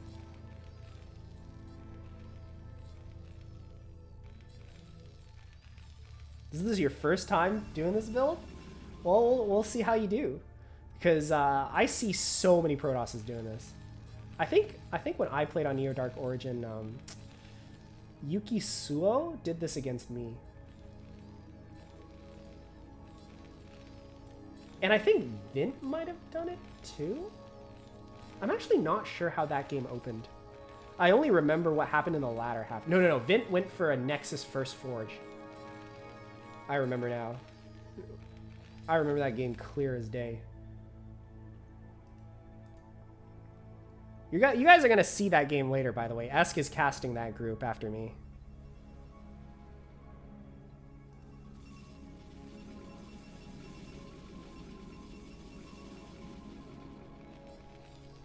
Alright, we're really going to try and kill this. But unfortunately, the Marine, being a little bit lazy, not quite doing any work. There we go. Marine, get off your ass! Come help! And the Probe Zealot combo is here. For those of you who don't know, one Zealot takes 3 shots to kill a Marine, but a Zealot Probe pair takes 2 shots each to kill one. But where is his partner?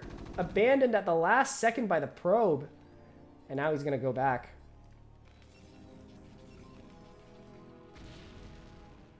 But we're actually just piling up our units. Where is this Probe doing? What is it doing? No matter. The assault continues. This is so annoying to deal with as Terran. If you're trying to expand and you think that, oh, okay, I pushed away the first Zealot, so time to get the bunker. Nope.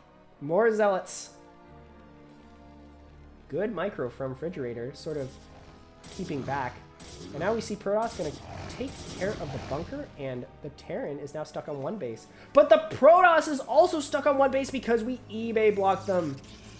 Oh my god, that would have been... Okay, FridgeRaider, if you gas stole the Protoss as well, that would have been like the ultimate Chad move. But now we see Terran pushing out. This is a lot of Marines. This is like an FD push level of Marines.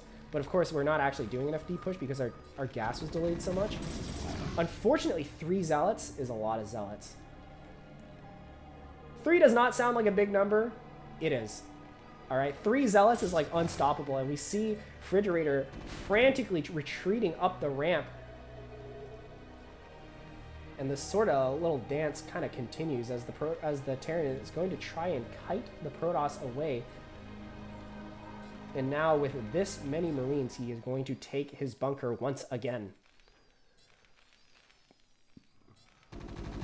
4 Zealots now out on the map. This is so many more Zealots than you're expecting as Terran. And because your gas is so late, you don't have any Vultures! Alright, Protoss going back and forth, gonna come here and kill this bunker once again. Just being so annoying with these Zealots.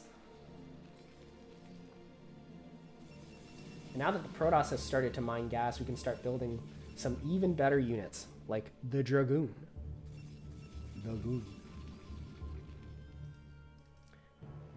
We finally dispatched of the Terran eBay, and now we're going to get a Nexus of our own. I think Terran is trying to expand as well, but a little bit disjointed. Maybe pulling a lot of SCVs out of fear of a follow-up attack, which unfortunately for Terran isn't actually coming.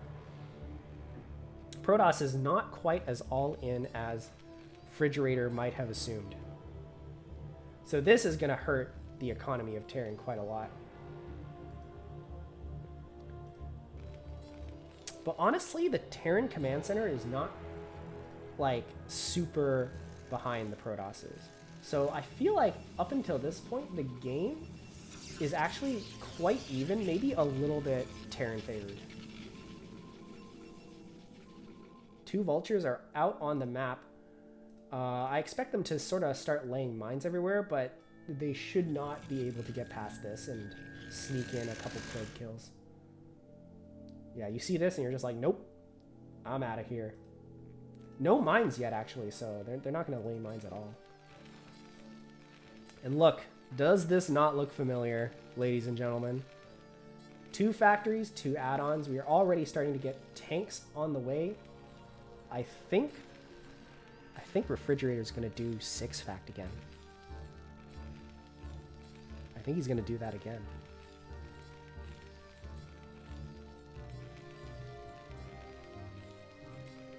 We'll see. Protoss taking the brainless third. As we know from last game, this is actually the smart third to take. But I guess our Protoss decides to have mercy on the Terran and does something a little bit more predictable this game.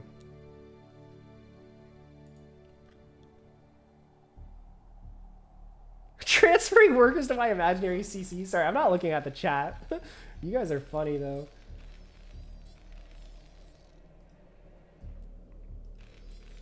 I'm not fully looking at the chat, but I will go back and read it sometimes if there's not a whole lot going on.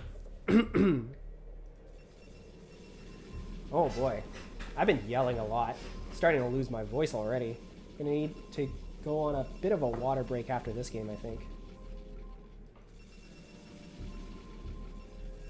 Alright, so what's happening? We got 2 gates and an observatory. This is very, very standard from our honorable Protoss Lyoko. On the Terran side, we're a little bit light on minerals. Which makes sense given how rough the opening was, how late we got our CC, and the amount of times we pulled like a ton of SCVs. But I'm still expecting FridgeRaider to go up to his 6-factory wombo combo soon.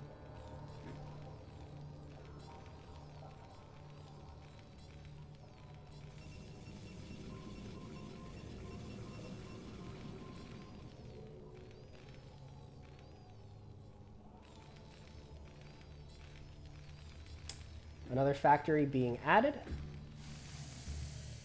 Wait.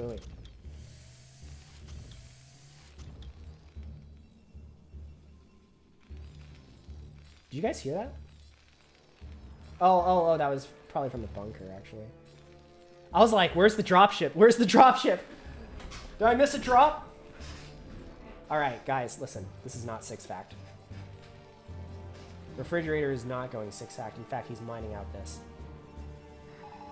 Very slowly, but he is mining it out. I think he might be doing something sneaky this game.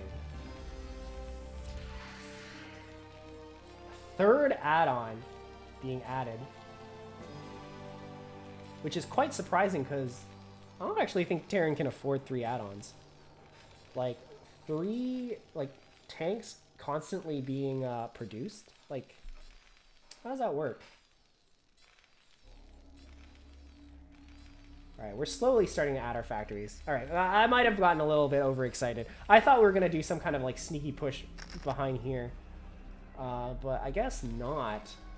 We're just going to go into 5, possibly 6 factories as per usual.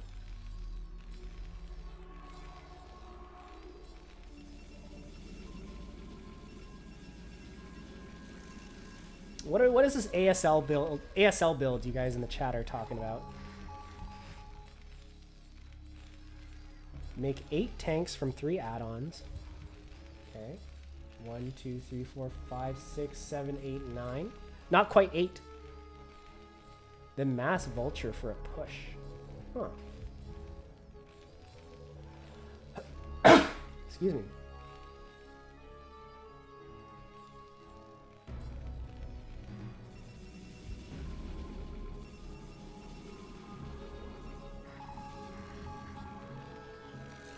Yeah, it looks like that's not quite what we're doing, but we are going to go for a massed tank push in the end. So this is not quite 6 factory, maybe because of the initial economic delay. We don't really feel like we can afford to go 6 fact in attack. We're opting to get 1 last factory, but we're going to get the push out ASAP. We're actually starting to build trails. Wait a second. Maybe this is macro, actually. Maybe we're just gonna... What? Killed that Marine. Just snapped his neck. Okay, so... Looks like we are just gonna set up defensively here. Maybe it's because we don't actually see Protoss expanding quite yet. And we're going to take a ninja base, actually. Very interesting.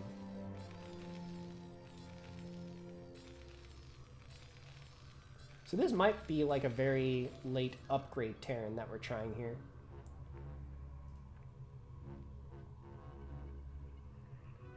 Personally, I think if FridgeRaider just went for a 6 fact, I'm not sure if Lyoko would have had enough units to hold it, because we still don't even have Zealot legs. Our Arbiter isn't out yet. Like, things are generally a little bit late from the Protoss side. But of course, as Terran, you can't actually, like, count on it. Right? Like, you actually have to know. Ooh, a lot of Vultures coming forward, and they're going to catch these Zealots in a group while they're still slow. Zealot legs not quite finished yet. These Zealots are still... They're still stompers. They're not sprinters. Look at them stomp around.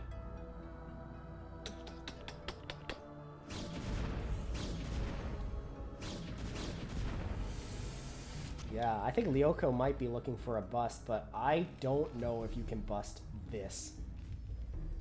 This is a crazy defense from FridgeRaider. We got bunker here, turrets, we even got a depot to block. And you have to go through the bridges, which is the most difficult thing in human history, maybe ever, is to go across the 3 bridges in Neo Dark Origin. Oh, that's a huge mine hit.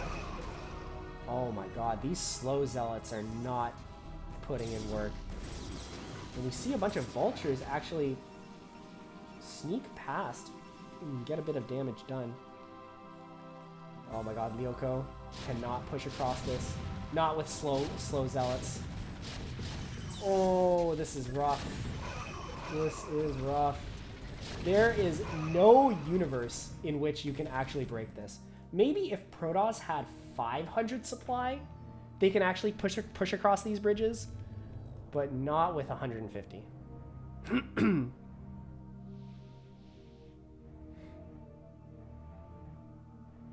Oh, that's so rough. Lyoko didn't even realize that he forgot legs. These Zealots are going to be stomping around for quite a while.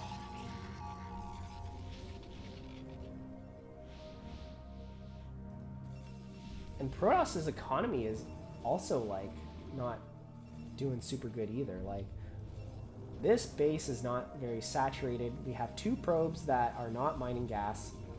This base is well saturated, but still only 1 probe mining gas here. And this base is adequately saturated, but ultimately we only have 3 bases. Terran, this base is finished but not mining. This base is finished but not mining.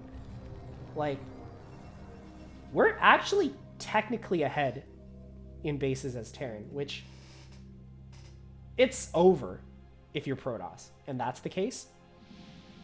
So the onus right now is kind of on the Protoss to sort of figure out what's happening and either like take the entire rest of the map, which I think won't work, or try to bust the Terran. But you can't bust from here. Ain't no way you can bust from here. I think the only choice for Protoss is to recall. I think if we take a weird path up to here and then go through here and recall here, that could work. Attacking into this will never work. Attacking up here might work better. You could kill this base, but you're never going to break this position. The other thing Protoss could do is send a Zealot here and deny this. But even if we deny this base, the fact that Terran is on 3 base and we're on 3 base is still an extremely disadvantageous position for a Protoss. So now we're going to move forward. These Zealots are still slow! They're still stomping around. We're going to move across the middle of the map. Now, Terran is not quite set up here, so Protoss is able to just completely push them back. But as soon as we get to the bridges, we need to stop. Absolutely, we need to stop. And unfortunately, these slow lots are just like... they are just essentially wasted supply. We are going to tank a lot of damage and push up here, but... yeah, it's not going to do much. And now that we're at the bridges, the devastation starts! Now, we actually killed a good number of units, but we didn't kill a lot of tanks. And we actually can't afford to trade as Protoss. Like, we're still only on 3 bases. Normally, if Protoss was on 5 base, or even you could argue 4 base, you can trade like that, kind of. You normally want to get more tanks, but you can trade. But we don't actually have the economy to support like battles like that. So even if you do come out ahead, like it'll be ultimately a Pyrrhic victory, right? Like you're gonna win the battle, quote unquote, but you're gonna lose the war.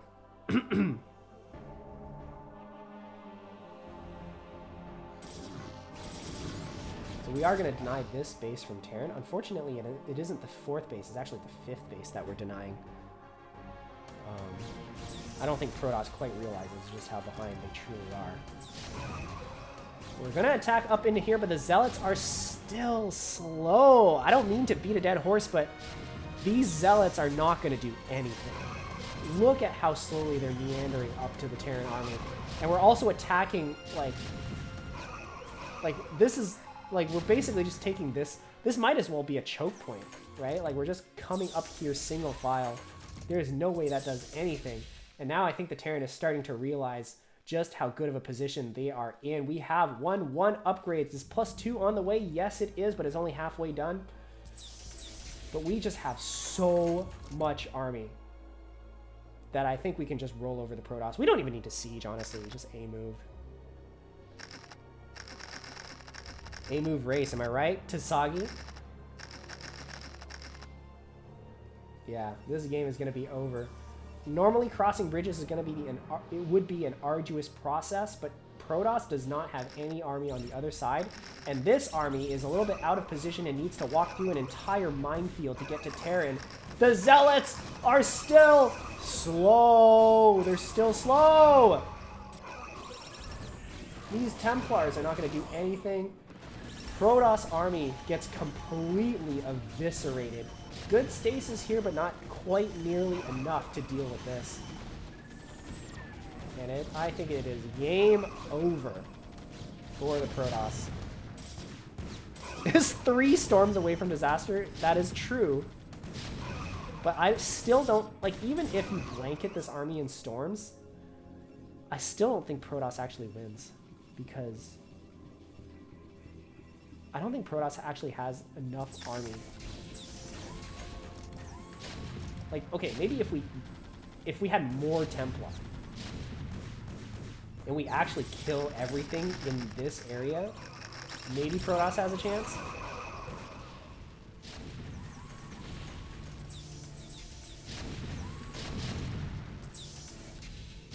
And despite it could be a disaster as well, but ultimately Terran is still ahead, right? 4 bases versus 4 bases, Terran wins 30 games out of 10.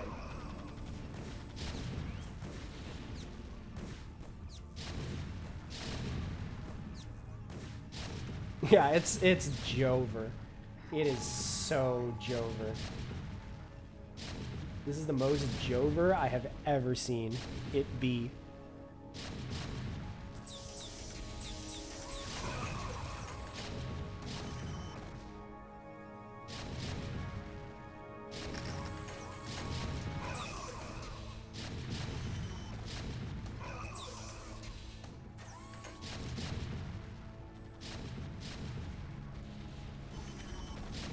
I think Protoss is going to try and move out of his natural, but yeah, it's over.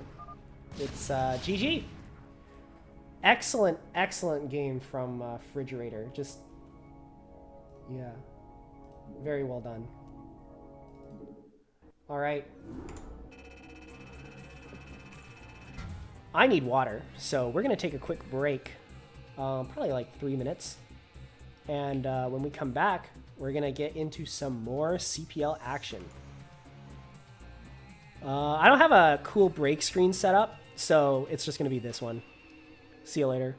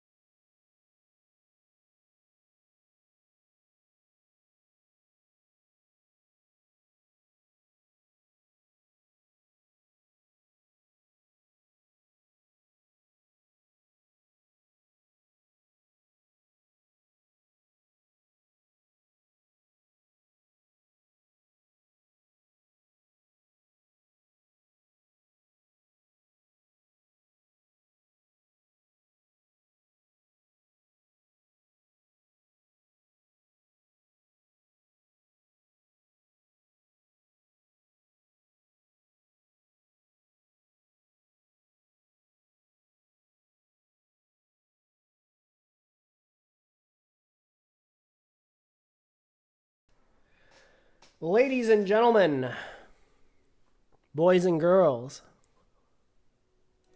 we are so back. We got two new, well, not two new, but we have a new player. And we're gonna see some PvP this time around. Let's get started. Spawning on the bottom right-hand side, it is our old friend, Viadia. His first ever time being casted. I have to say, for your first time being casted, I think you're doing pretty well. Already won one game. Not bad. Spawning on the top left, another Protoss, Finalsky. Now, I remember I played Finalsky once before in a CPL preseason not too long ago. About a year ago, I'd say. CPL 10.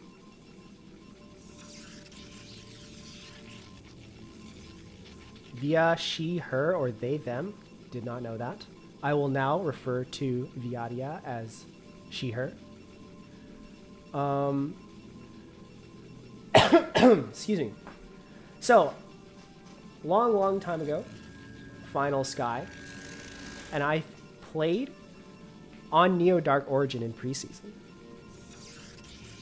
And I remember, I think I went for a 2-tank drop on his top right-hand base, and we played it out like until pretty late. Like it was like 20 minutes or something. And I think I did eventually win. I'm not 100% sure. I just remember it because I think it was like one of the first games I ever played in CPL. It was so good. So fun. Finalsky is a pretty good Protoss player, but I've never seen him play Protoss versus Protoss before.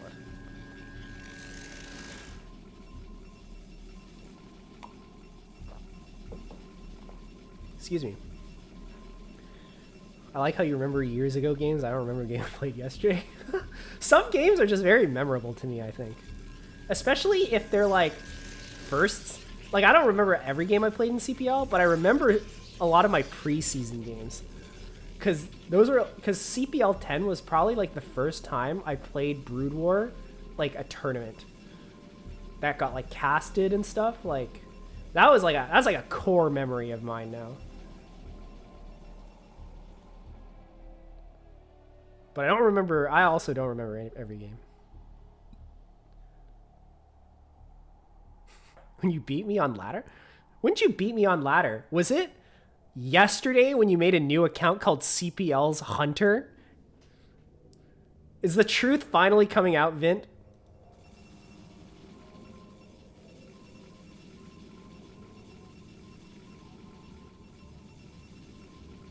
Is that what happened? We're suddenly very quiet. You don't know who that is? Likely story.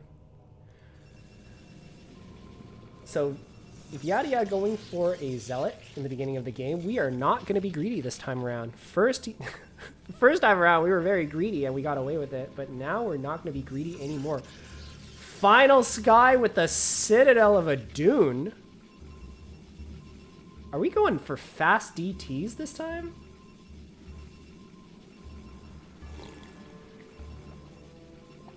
Finalsky. The embodiment of all Protosses everywhere. Second gateway, and I expect a pro gamer structure to follow up. Oh yeah, we're gaming. Now, here's the thing about builds in PvP. Some builds just giga counter other builds. For instance, if Viadia decides to go Robo Facility into Observatory, it's actually just over for Finalsky. Because we'll just have more units, we'll A-move, and we'll win. We'll have units, A-move, and an observer. Like, it's over. But if we don't make observers from this, and DTs are in our main and we don't even have an observatory, it's over. We can't see the invisible men, so the invisible men will just kill everything. So let's see who throws rock and who throws paper. It's over.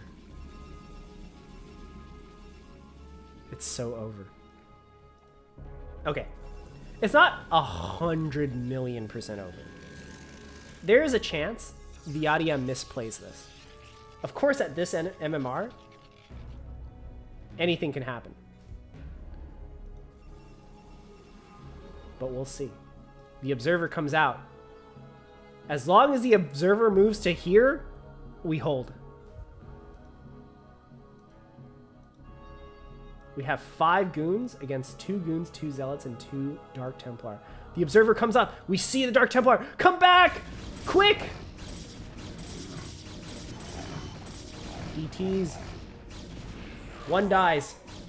The second will hide in the mineral line. The observer! Observer! Come back! All right, we see it. We are maneuvering. And it dies. Okay, it's over. It's over. Now we go across the map and we end the game. But we need to bring the observer with us. Yes.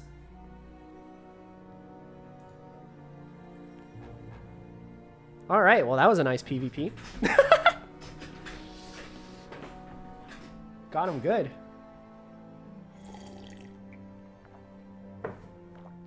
Look at how ahead Viadia is right now. 28 workers to 23, 47 supply to 33.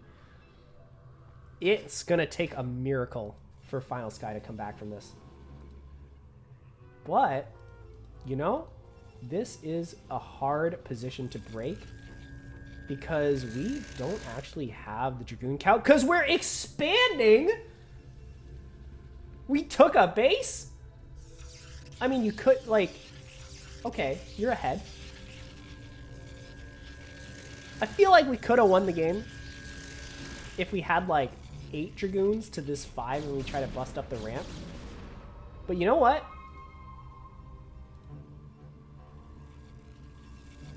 Sure.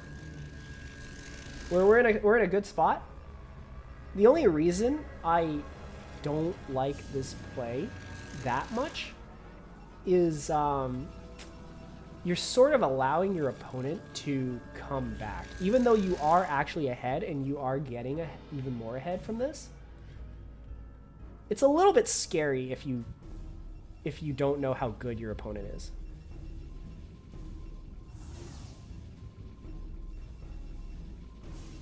Finalsky getting all the tech. Yeah, Templar, Reaver, everything. Abji.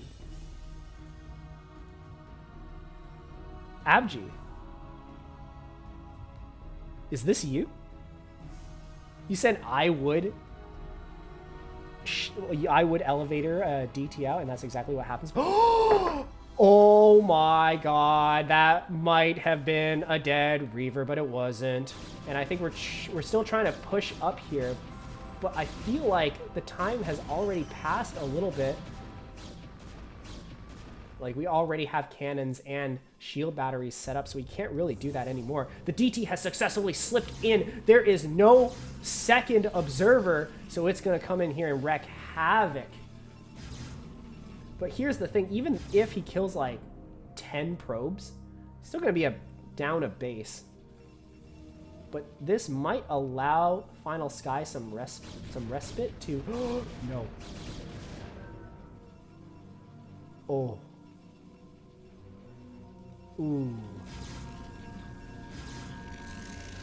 Ooh. Ouch.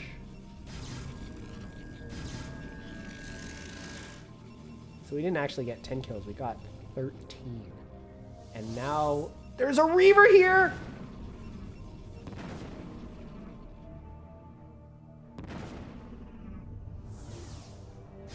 Oh my god.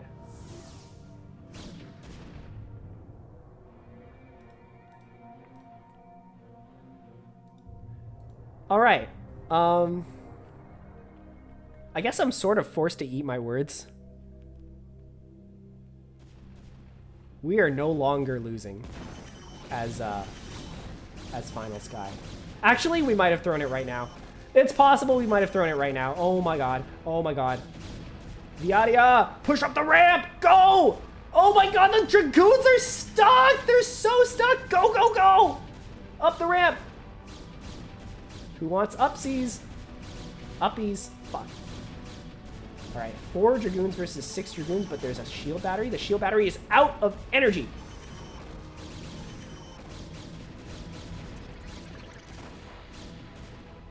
And I think Finalsky might have done it. The Reaver and DT combo come back here, and they're going to go straight for the cannon. Oh, but the cannon targets the DT, killing it. But not before the Reaver gets up to 17 kills. Oh my god. Oh my god, what is this game? And we're getting more DTs? Hello? What is happening?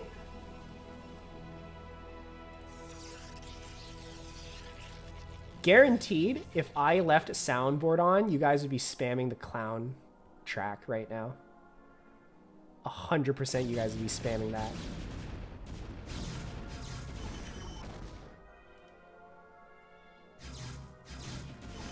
The clown car is the shuttle, and the clowns are the DTs and Reavers. This is why I don't play Protoss, just 2 clowns throwing apes at each other. Yeah, and the apes are the Dark Templar and the Dragoons and the Zealots and just every unit Protoss has. Oh my god, this DT slips in. Oh my god, we don't have probes to spare. If I was Viadia, I would be mauling right now. Like, I'd be like throwing my keyboard out the window. Like, oh, how could this happen? How could this be? We're taking a 3rd base as Finalsky. Neither player wants to actually push the advantage. They just want to they just do things to take bases.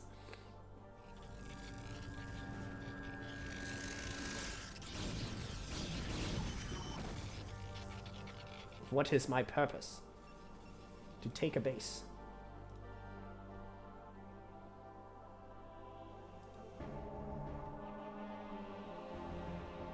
Alright. Viadia moving up towards the natural, but there is not quite enough units to really do anything with this army. Unfortunately, the economic advantage has just been too out of our favor for too long. And I think Finalsky, even though he spent 400 minerals on this base, can just go across the map and win the game right now.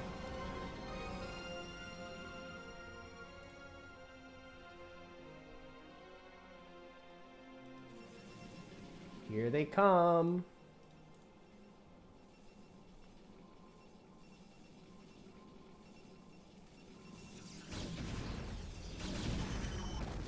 And now I expect GG to be typed any second now. GG. An incredible counterplay from Finalsky. Absolutely devastating attack with elevatoring the DT out and then follow up with a Reaver drop when the probes are transferring back. That was incredible. I'm not saying he planned it, but we're just going to assume that that was completely planned. So I am saying he planned it.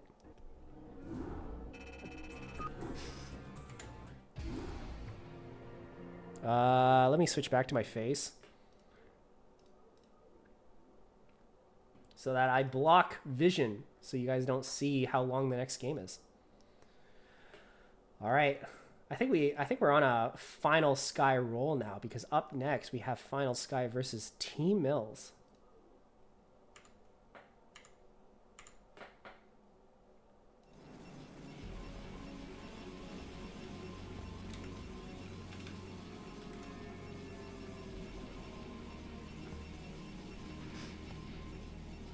What kind of GG is that? How?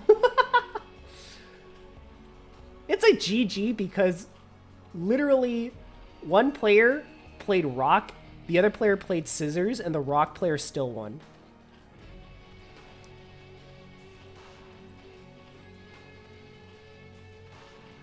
He put 3... Oh, I didn't notice. Huh. Wait, what did he do? Might have to go back into the VOD and watch that later, because I don't know what you're talking about. Rock beat scissors? No, but one person threw rock, the other threw paper, and the rock still won. That's pretty much what happened last game.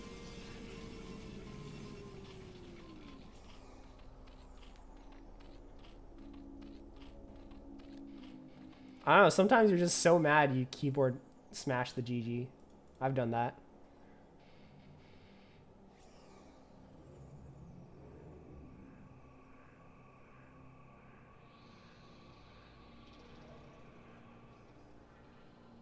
It's because you fat fingered the enter. I'm like looking at my keyboard right now. Like the colons, not the colons, what are these? Quotations are like to the left of enter. So I think he just fat fingered the enter.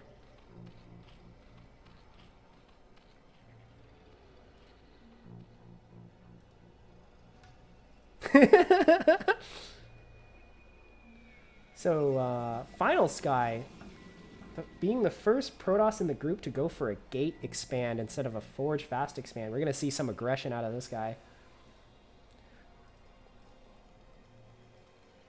We see 2 drones out onto the map, going out on the map. This one's scouting. This one's going to take this base. JK! Pylon block. But we are going to get our natural here. Finalsky opting to be the most annoying Protoss of all time. Apostrophe? Yeah, true. It's an apostrophe. Sorry, guys. ESL. English, not my first language.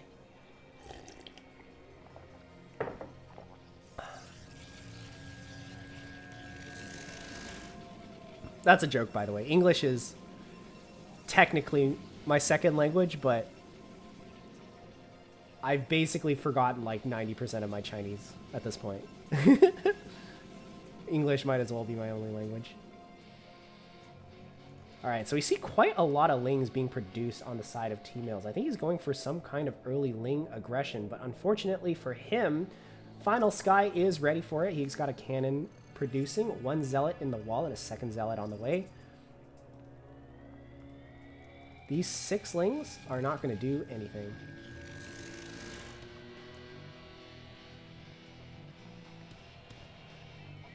I believe it was pool first, Memnon. I think it was over pool. But this isn't like, this isn't super all in. We're going back to droning now. We've made 8 Lings. It's possible that Tmillz just made these 8 Lings in response to seeing the gateway first, which is actually quite... Actually, I don't know if it's smart. It's just very safe. Because I don't actually think you need to produce the Lings until you see the Zealots come across the map. 1 Zealot tries to poke out, but there are enough Lings to deal with that. 3 Zealots is a different story, but 1 Zealot for sure.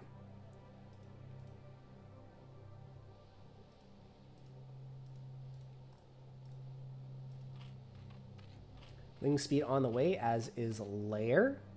I believe Tmillz is going for the good old-fashioned Spire play once again.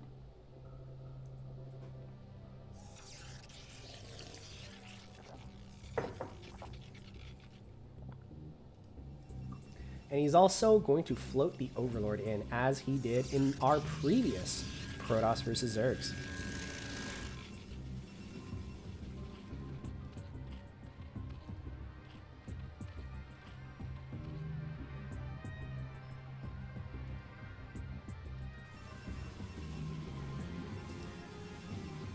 Oh, Citadel first. So, was this Lyoko, the build Lyoko went for? This is without any Corsairs, just go straight to speed.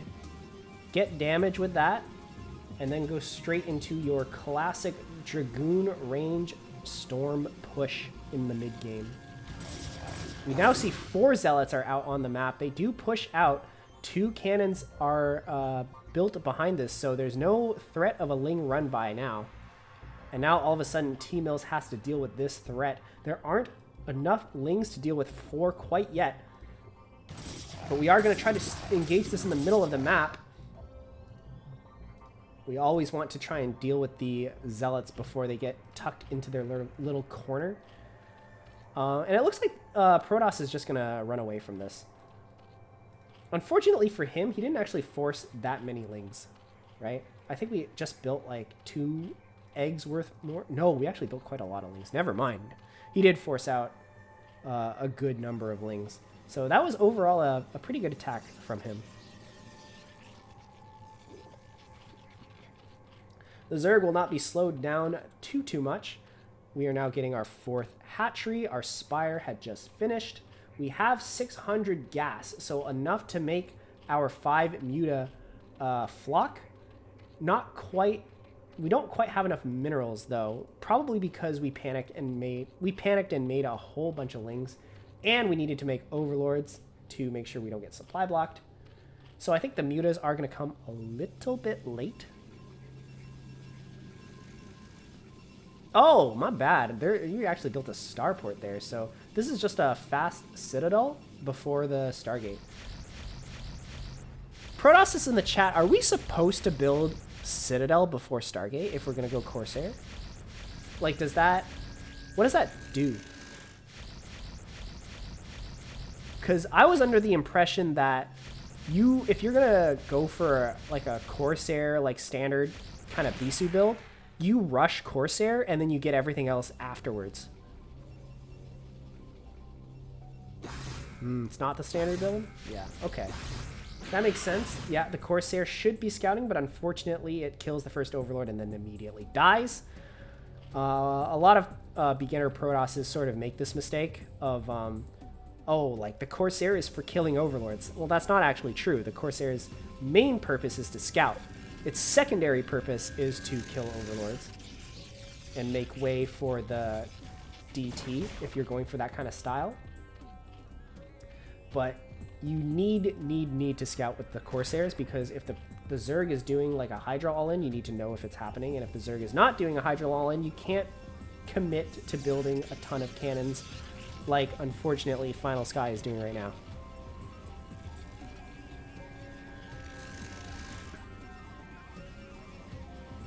Okay, so I'm getting confirmation from the Protosses in the chat. The Stargate is supposed to come first, so which makes sense, because if you need the Corsair to scout, then you want to be able to get it out in time to catch stuff like 973 builds or that kind of stuff.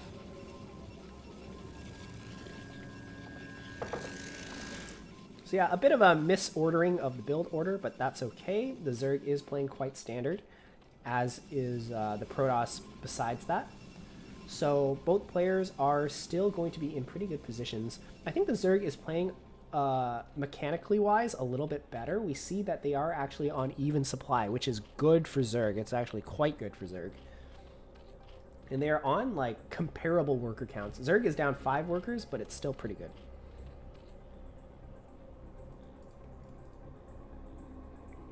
We're moving out with the Hydras, but Protoss is moving out at the same time. We have one singular High Templar that almost has enough for 2 storms, and a bunch of slow Zealots, and one singular Corsair. This army is actually going to get completely surrounded from all sides. The Templar tries to throw out a storm, but it doesn't do enough. And now these Zealots might actually be dead meat because they don't have the legs, so they can't retreat.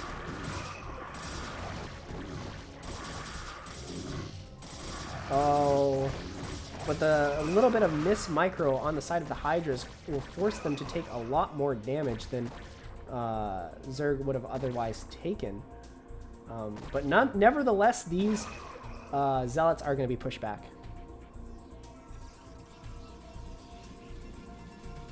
Yeah, they were ships in the night until they weren't. They did end up colliding.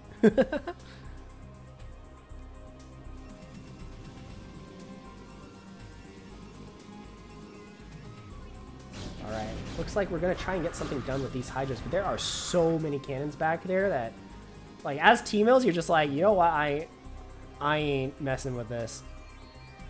Screw that. Like, I'm just going to try and contain. Unless we're not going to do that and we're going to go straight for the jugular. Yeah, unfortunately, we don't actually have the numbers to do something like that. And Protoss already has Dragoons out and Zealot speed. And presumably Templar, but we don't actually have Templar behind this. But, I mean, in a Zerg in this situation, you should assume that Protoss has Templars out. 5 Hatch Hydra? 1, 2, 3. Oh, wait, Storm Drop. I almost missed that. 6 kills on this Templar. It is going to do quite a good amount of damage, and the Templar gets away. So overall, very, very good play from Finalsky. 1, 2, 3, 4, 5. This is, in fact, 5 hatcheries. And no mutas to be found, so it looks like this is, in fact, 5 Hatch Hydra. 6th hatchery coming on the way. Oh, is that what happened? I thought a DT slipped in or something. Or a Zealot?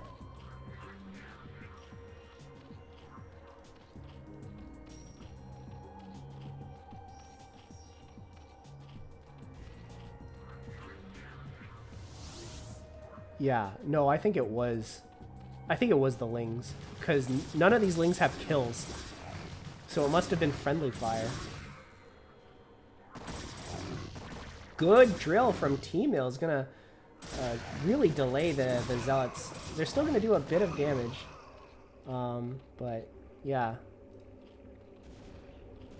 This shuttle is still flying around doing storm drops. That is so annoying. And behind this, Finalsky is getting his mid-game army.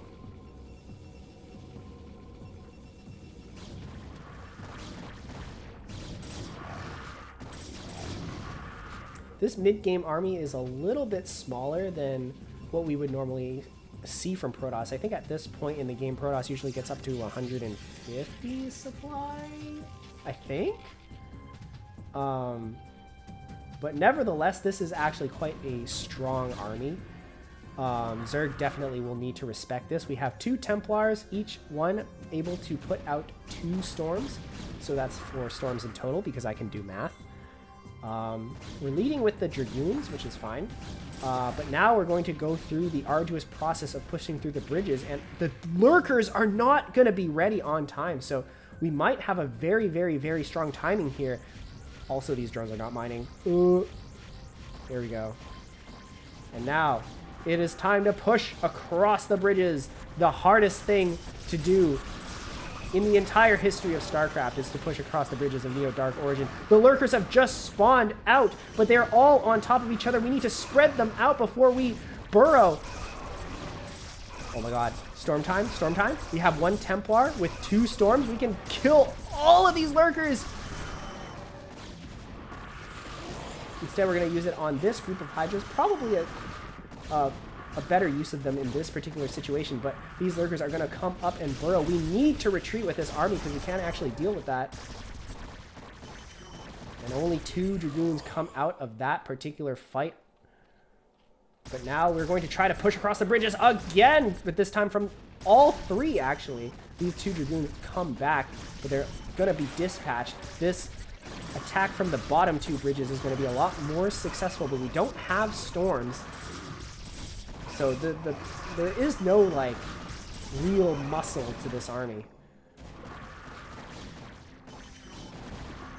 Like, yes, Dragoons and Zealots are good, but to deal with this many Hydras, you need splash damage. And unfortunately, Protoss doesn't quite have the army for this.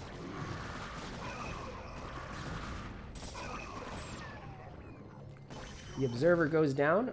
There are no lurkers, but at this point, if you're Protoss, you need to retreat. Three super speedy boys advancing on the right-hand side. Probably going to collapse in on here, but one sunken is... And the Hydras that are just kind of meandering or loitering around here should be enough to deal with this.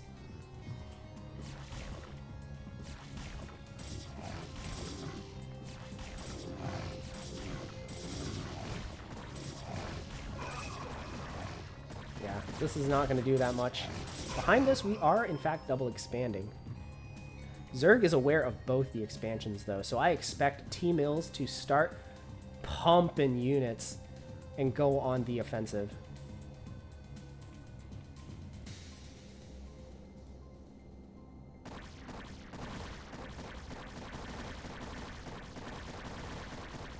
This base is super dead. Where are our Templars? We have two that just got created. They don't have quite enough for Storm. Without Templar, I fear that Finalsky's days are numbered on this planet. Yeah, these two Hydras, they're like train watchers. They're just looking at it. And now they're just gonna die.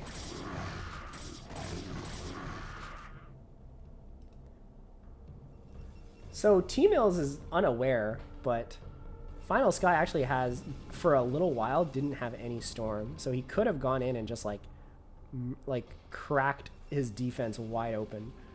But of course you can't really count on that as the Zerg, so it's a bit of a issue of incomplete information. But ultimately the safer play is to get the Lurkers. The Lurkers are out and we are trying to spread them out.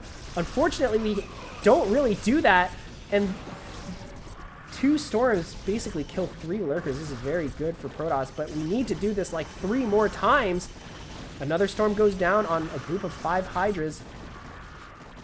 And I think Protoss is going to defend this for now. Meanwhile, a second group of Hydras attacking on the top right-hand side. Protoss has nothing to defend this, and we're going to go right back down to 2 base.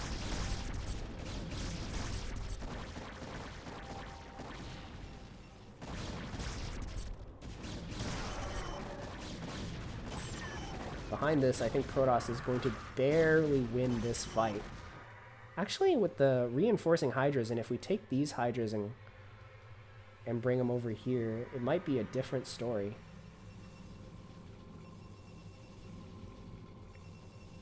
More Templar are being added.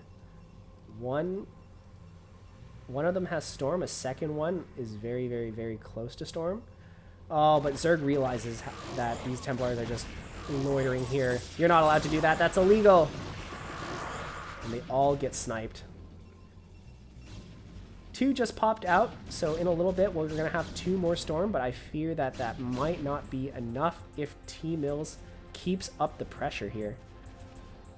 I think he might have forgotten about these Hydras, because if these Hydras are here right now, like, you could probably still keep up the contain.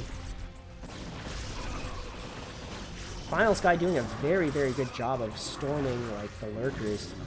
One does stay alive, and I don't know if there's an observer here to finish the job, so it might just live.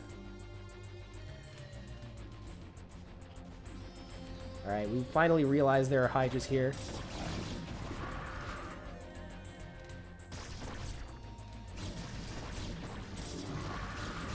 This Lurker still goes undetected. There are no observers for Zerg, or sorry, for Protoss. We're storming the bridges, which is always an insanely good tactic.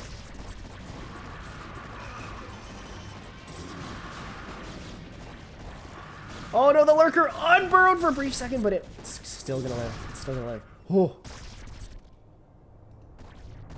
We're gonna try to move across the bridges as Protoss, but the reinforcements from Zerg should dispatch of this quickly. And GG, Finalsky has left the game.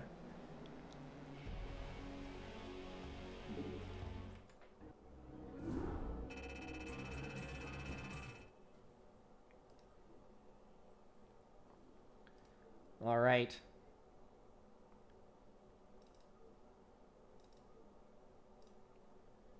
Up next, is going to be Finalsky versus Lyoko.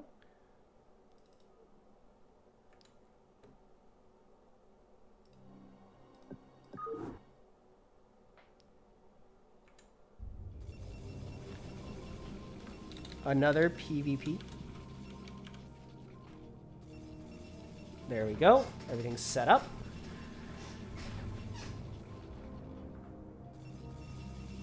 Oh my god, I just realized it says preseason week 1. Oh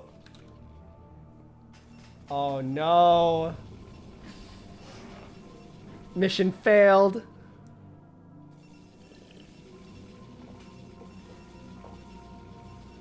I think it's fine though, because it says in a bigger font preseason week 2 on the right hand side. Maybe people don't notice the left hand side blunder. Disaster. End stream, guys. It's so over.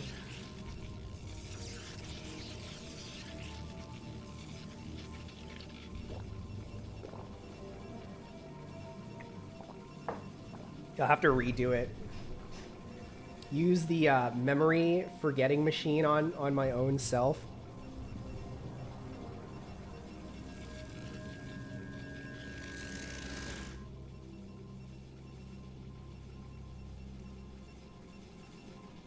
Cast it all over again.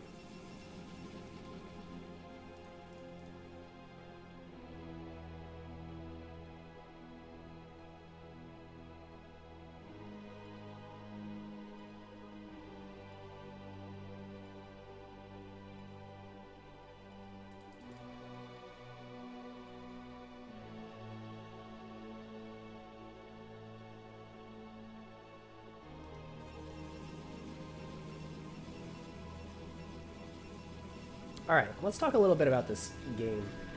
So far, both players are not going for the 2-gate, which I have previously claimed is the most common build order in Protoss vs. Protoss. I am now starting to think that might not be the case.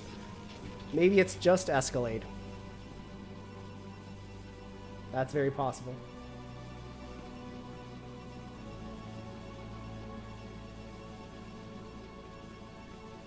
Both players getting their first Zealot, so playing it quite safe. We're not going to go super greedy. And what is this? Cybercore. Cybercore. I think Lyoko might have done something greedy. This Zealot feels kind of late. Maybe he didn't skip the first Zealot, but he definitely delayed it.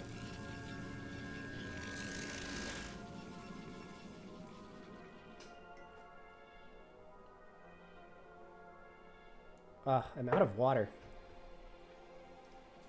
You're gonna need a refill soon. But I think we're doing very well on time. In fact, we might end right when Escalade's gonna start his cast of group 25? My group. Whatever group I was in last week, that's the one he's gonna cast. So it might be perfect. You guys just go straight from one CPL stream to the next.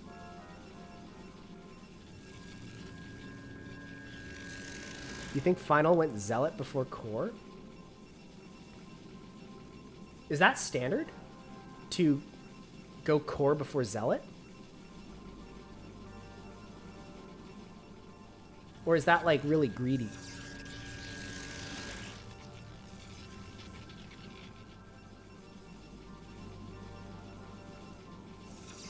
Both players getting their robo facilities.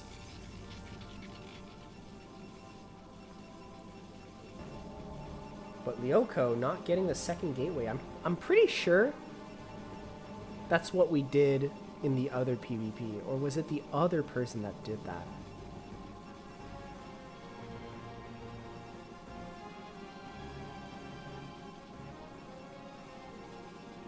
Not really liking the build order from Final, not gonna lie, but let's see how this rolls. What don't you like about it?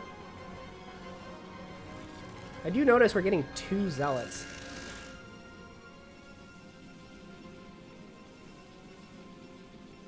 Okay, yeah, it's the same build from Lyoko. Yeah.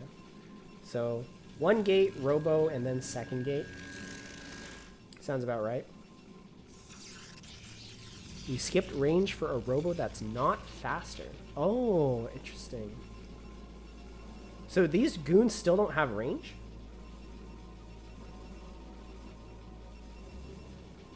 Or did they... Or did it just eventually equalize? That is true, actually. We did cut some probes. We're down 4. Supplies are the same, so the money definitely went into units. But I think this build from Finalsky did put him a little bit behind. Not, like, so behind that it's, like, over or anything, but it's definitely at a little bit of a disadvantage.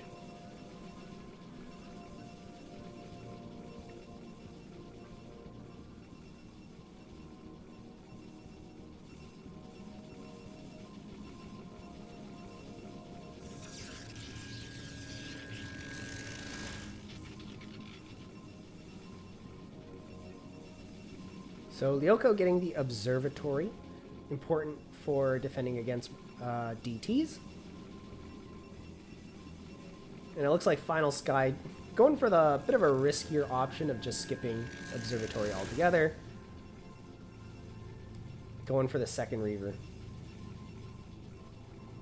All right. Looks like Lyoko gonna try and push out onto the map. I'm not sure if he wants to attack or if he wants to take another base.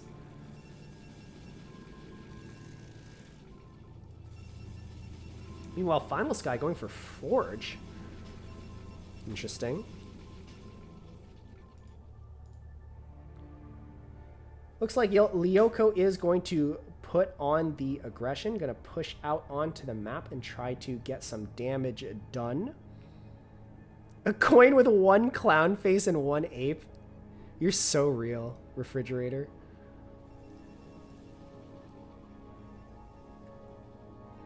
Yeah, seems legit.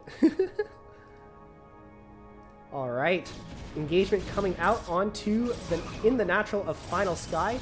Reavers have popped out, but we have 2 for Finalsky compared to the 1 for Lyoko. The Dragoons are moving up and try and snipe the shuttle. They're going to take a lot of damage in response, or not in response, as a result of it. And we clean up this army and win the game? Didn't see the shuttle, went back to base to macro, come back to battle, see 2 Reavers on the ground. That is rough, my dude. That is rough. But is the game over?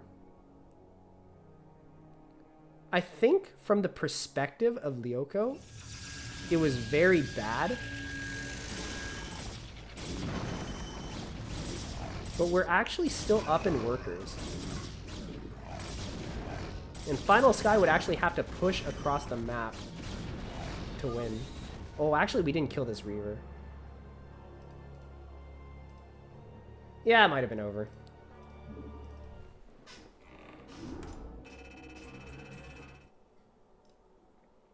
Unfortunate.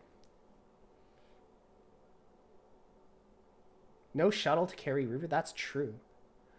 Yeah, and we weren't building another one.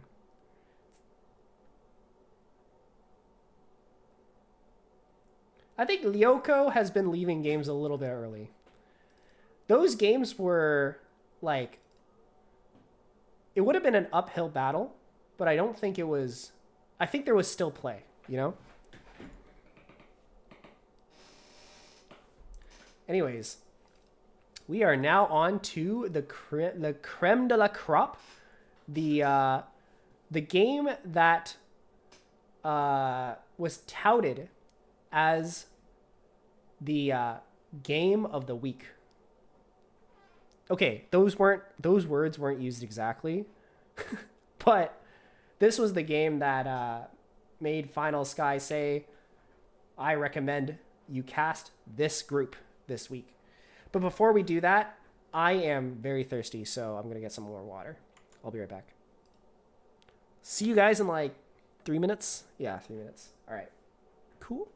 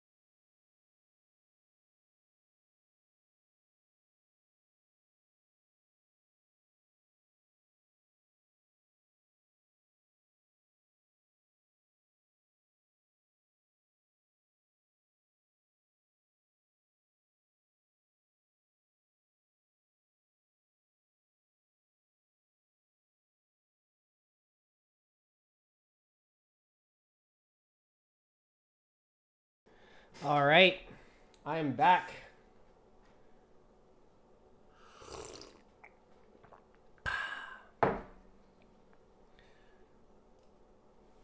And I think we are doing perfect on time.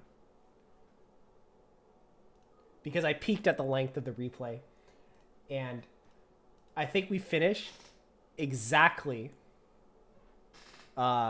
when Esk's stream is supposed to start. But don't worry, that is the only thing I spoiled myself on, and I will have the replay bar off for the rest of it. So, without further ado, let's get into it. It is going to be Finalsky against FridgeRaider.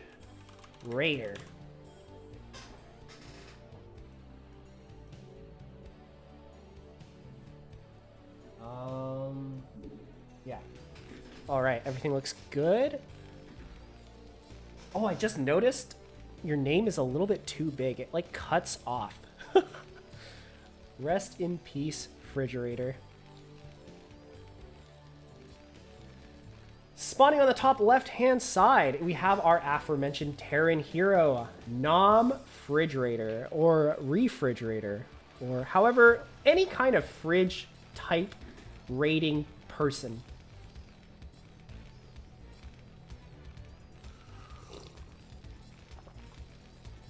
FridgeRaider, are you a mod for Artosis's stream? I feel like I see you a lot. I hear your name a lot when I watch Artosis. I'm not 100% certain of that.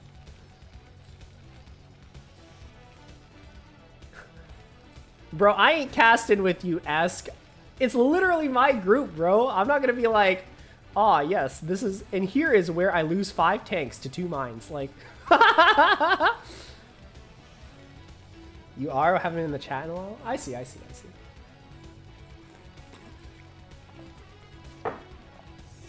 Oh, look at that. Finalsky knows the good move. Wait, that was really early, actually. But yeah, he knows what to do. Oh, Fridge is casting. That's sick. Fridge Goat Caster. I can't wait to hear it.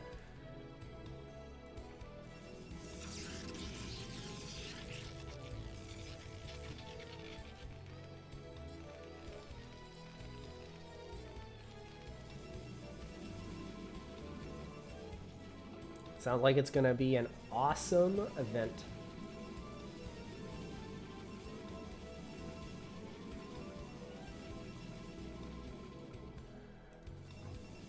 Excuse me. All right.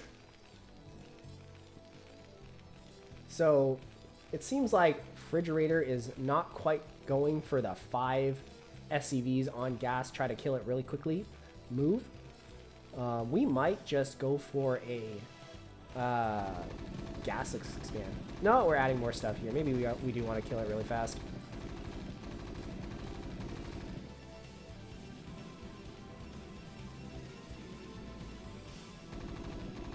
This is always super annoying if you're the Terran. This like slows down your build so much.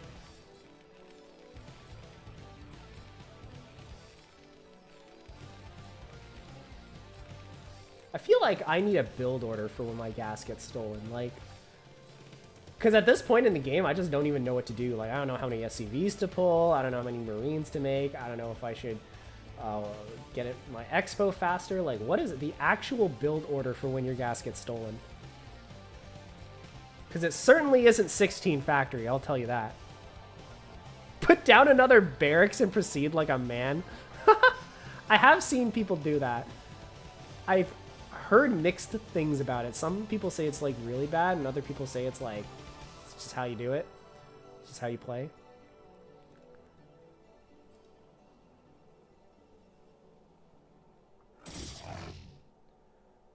Can't watch Artosis. He's annoying and hides his bald head under his hat. Damn, the discrimination against bald people continue. Shift tab. Oh, you're right. Actually, they're like the same color.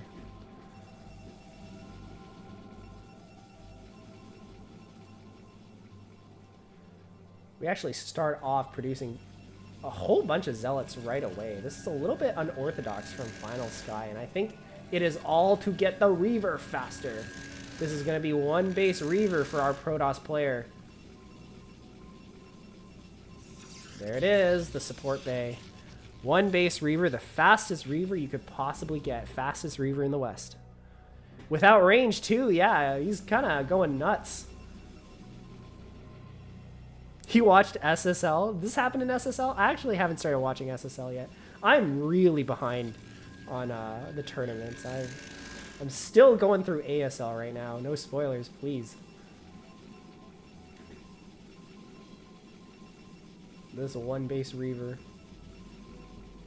There it is. There's the Reaver. Are we ready for this at all? Look at how early we got that eBay, actually. Holy, we got this early. Did we scout? The Protoss didn't have a natural?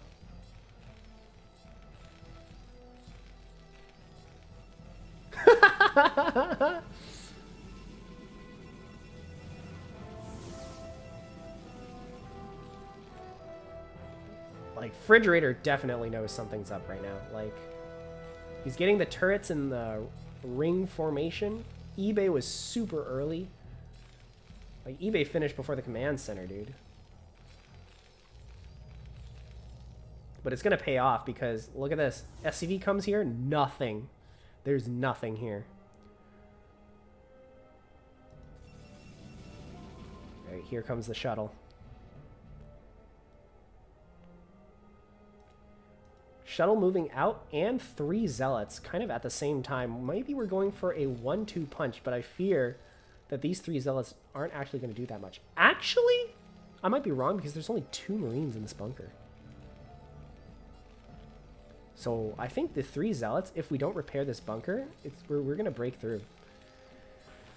All right, here comes the Reaver. 2 turrets are firing at it, so we have to unload!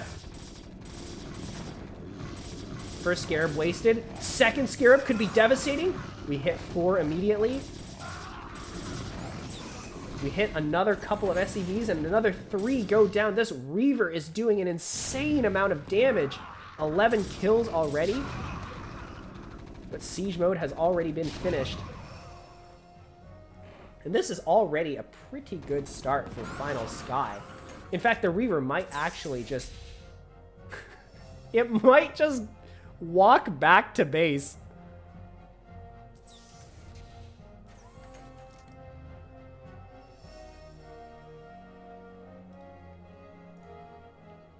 It's just gonna walk back to base. It got in there, killed 14 Terran units, and crawled home.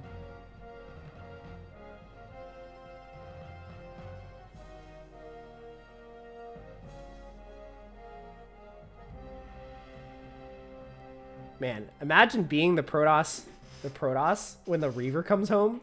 It's just like if a kamikaze pilot like comes back and you're just like, wait, what? What are you doing here? This Dragoon's like, where'd you come from? I would lose value trying to kill it. Yeah, no, you're 100% right. Like, you don't want to chase that. If you chase that, that's how you lose 2 more tanks.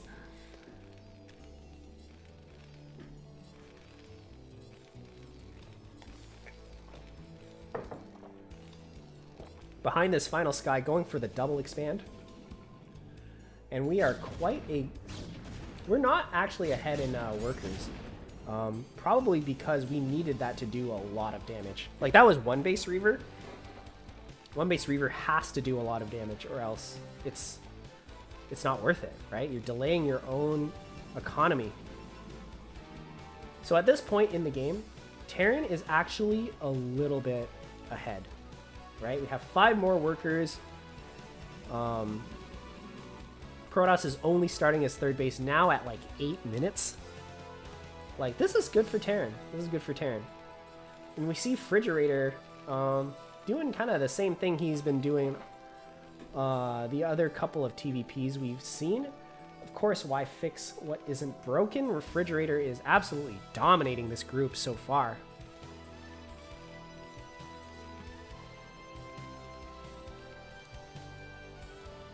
Wait a second. Did you play Tmillz, this group? I feel like we haven't watched that game.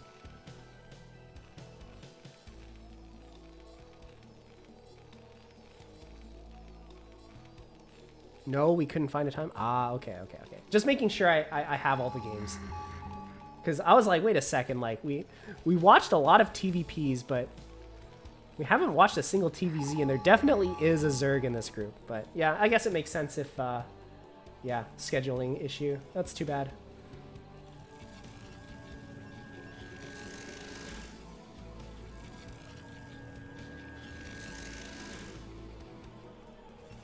Third base is now starting to get mined up. Forge is completed, but it's not quite spinning yet. Stargate on the way. We might be going straight into... Wait a second, what tech are we going for? Like 3 gateways into Stargate, but arbiters are nowhere in sight. Are we going straight to carrier?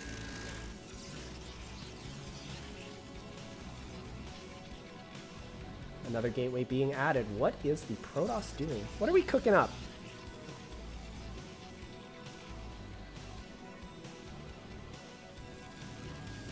We're definitely cooking something.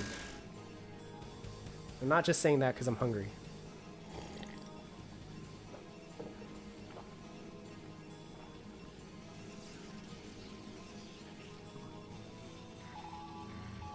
Alright, we scan, see the Reaver's still alive.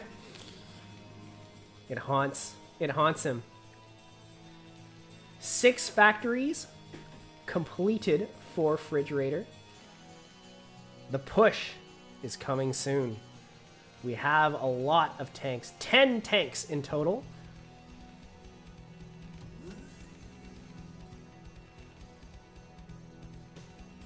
And now we have moved out from the base. The observer spots the tanks moving out. Finalsky knows exactly what is going on at this point in the game. We have 3 bases, but only 5 gateways. 2 Stargates, though. Fleet Beacon. Where?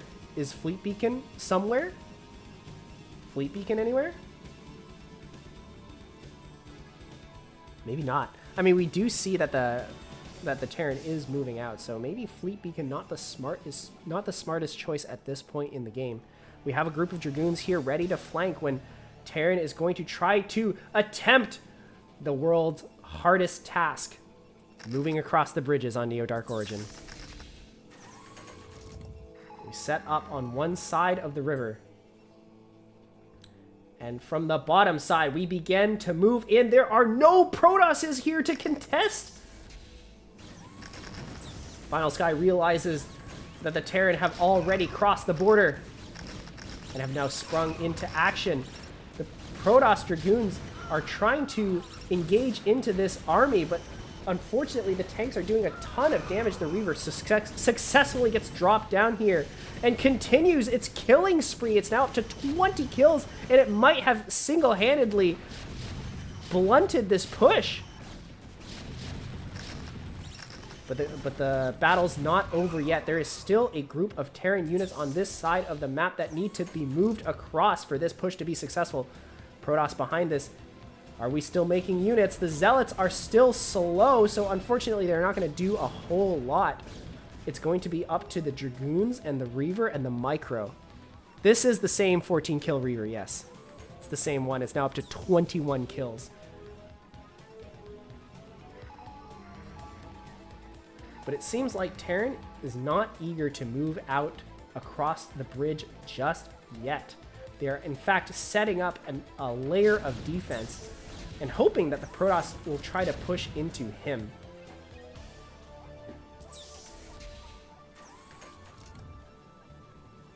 Why don't Protoss units get promoted? It's unfair. Terran units don't get promoted either. Come on, man.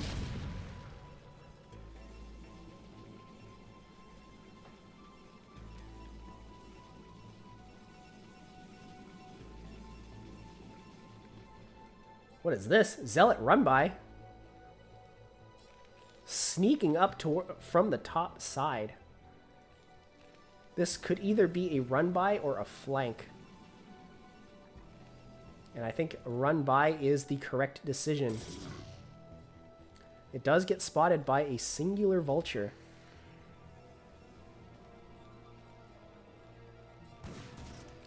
In they go. This mine. If it gets dragged, it will not. But these vultures, or sorry, these zealots are not quite going to do enough damage.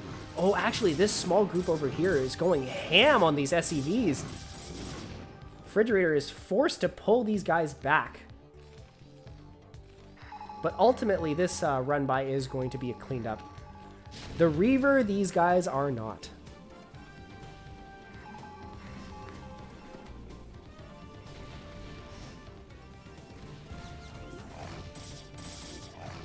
Oh, actually, they actually went back here and are just going to deny this base even further. The Terran army is hyper-focused on this contain right here, so these units are going to actually move out, completely ignoring these zealots, which are causing havoc.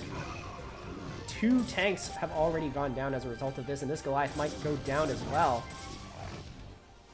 Oh! Not quite. Meanwhile, the Terran will attempt its second crossing of the bridges. This same Reaver gets dropped again, and it kills another tank before it finally perishes. In Taro Adun, Mr. Reaver. You will be remembered for generations. This turret doing a lot of damage to this Arbiter. But this push is actually going to get completely defeated, as it turns out. We do have enough Dragoons to just completely end it. But they are getting a little bit distracted trying to chase these vultures. I think if we just grouped up and pushed out and killed these 2 tanks, this contain would just be over. But we're sort of letting Terran reinforce a bit. I think Protoss might still be able to... No, I don't think they actually have enough units. And this Arbiter is going to go down too right before it has enough energy for stasis or recall. I think it actually barely had enough energy, but... yeah. It goes down before it can. So the contain remains. Even though the contain isn't actually that good because there's... like, this is not a very effective blockade from the Terran. But we are going to try and push across the river once again. This time it might actually be successful because our zealots are not in position to defend it. We don't have any units here. These vultures continuing to wreak havoc on the 3rd base. Protoss continues to try and defend this, but unfortunately, the crossing has already been completed. Terran units are streaming in. Tanks are being sieged. Protoss might just barely have enough to kill all this, actually.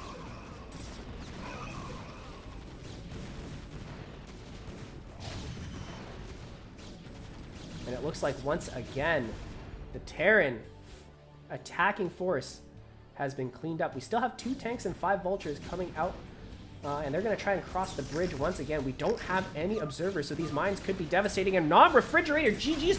What? Huh?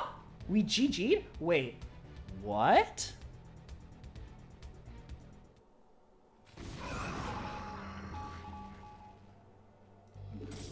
Hold on a second. What happened this game? We have one zealot here being annoying. This base is floating. 30 SEs to 30 probes. This gets cleaned up. We still try to push here. This army gets cleaned up.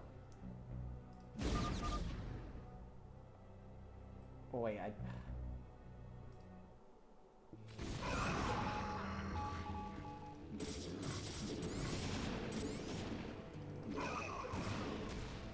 Alright, this is the state of the game when RiceHat GG'd. This is not GG. Ain't no way this is GG. We have 2 zealots here being annoying, but that's not... like, we can actually kill it with these units here. I don't think FridgeRaider knew that we needed to end the game here. Protoss has no probed mining here. We're 35 to 36 in terms of economy. Yes, we're mined out here, but we can just start mining here.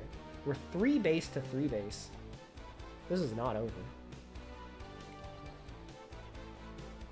It deeply saddens me that we have to end the game now.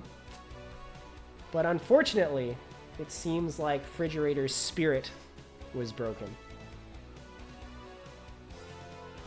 So that is it, ladies and gentlemen. That will be all for today. That's all the games we have. Good job to all the players who participated this week. I think you all played very, very well. And I think it is time to raid Escalade. I think it is time. Lucky viewers. You get to see 2 CPL streams back to back. I need to make sure I'm writing Escalade's name right, because he has to have like the most difficult name to write ever. All right, guys, thank you so much for watching. I hope you enjoyed this cast. I hope you enjoyed the games. And yeah, I'll see you guys next time I stream, which is probably not for the rest of the week. Maybe not next week, but probably the week after. So I am going to suddenly get very busy in this upcoming week. But yeah, thanks for joining me, and I'll see you guys next time.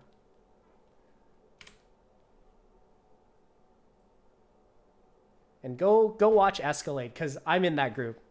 If you want to see me play, you can watch me play in the other group.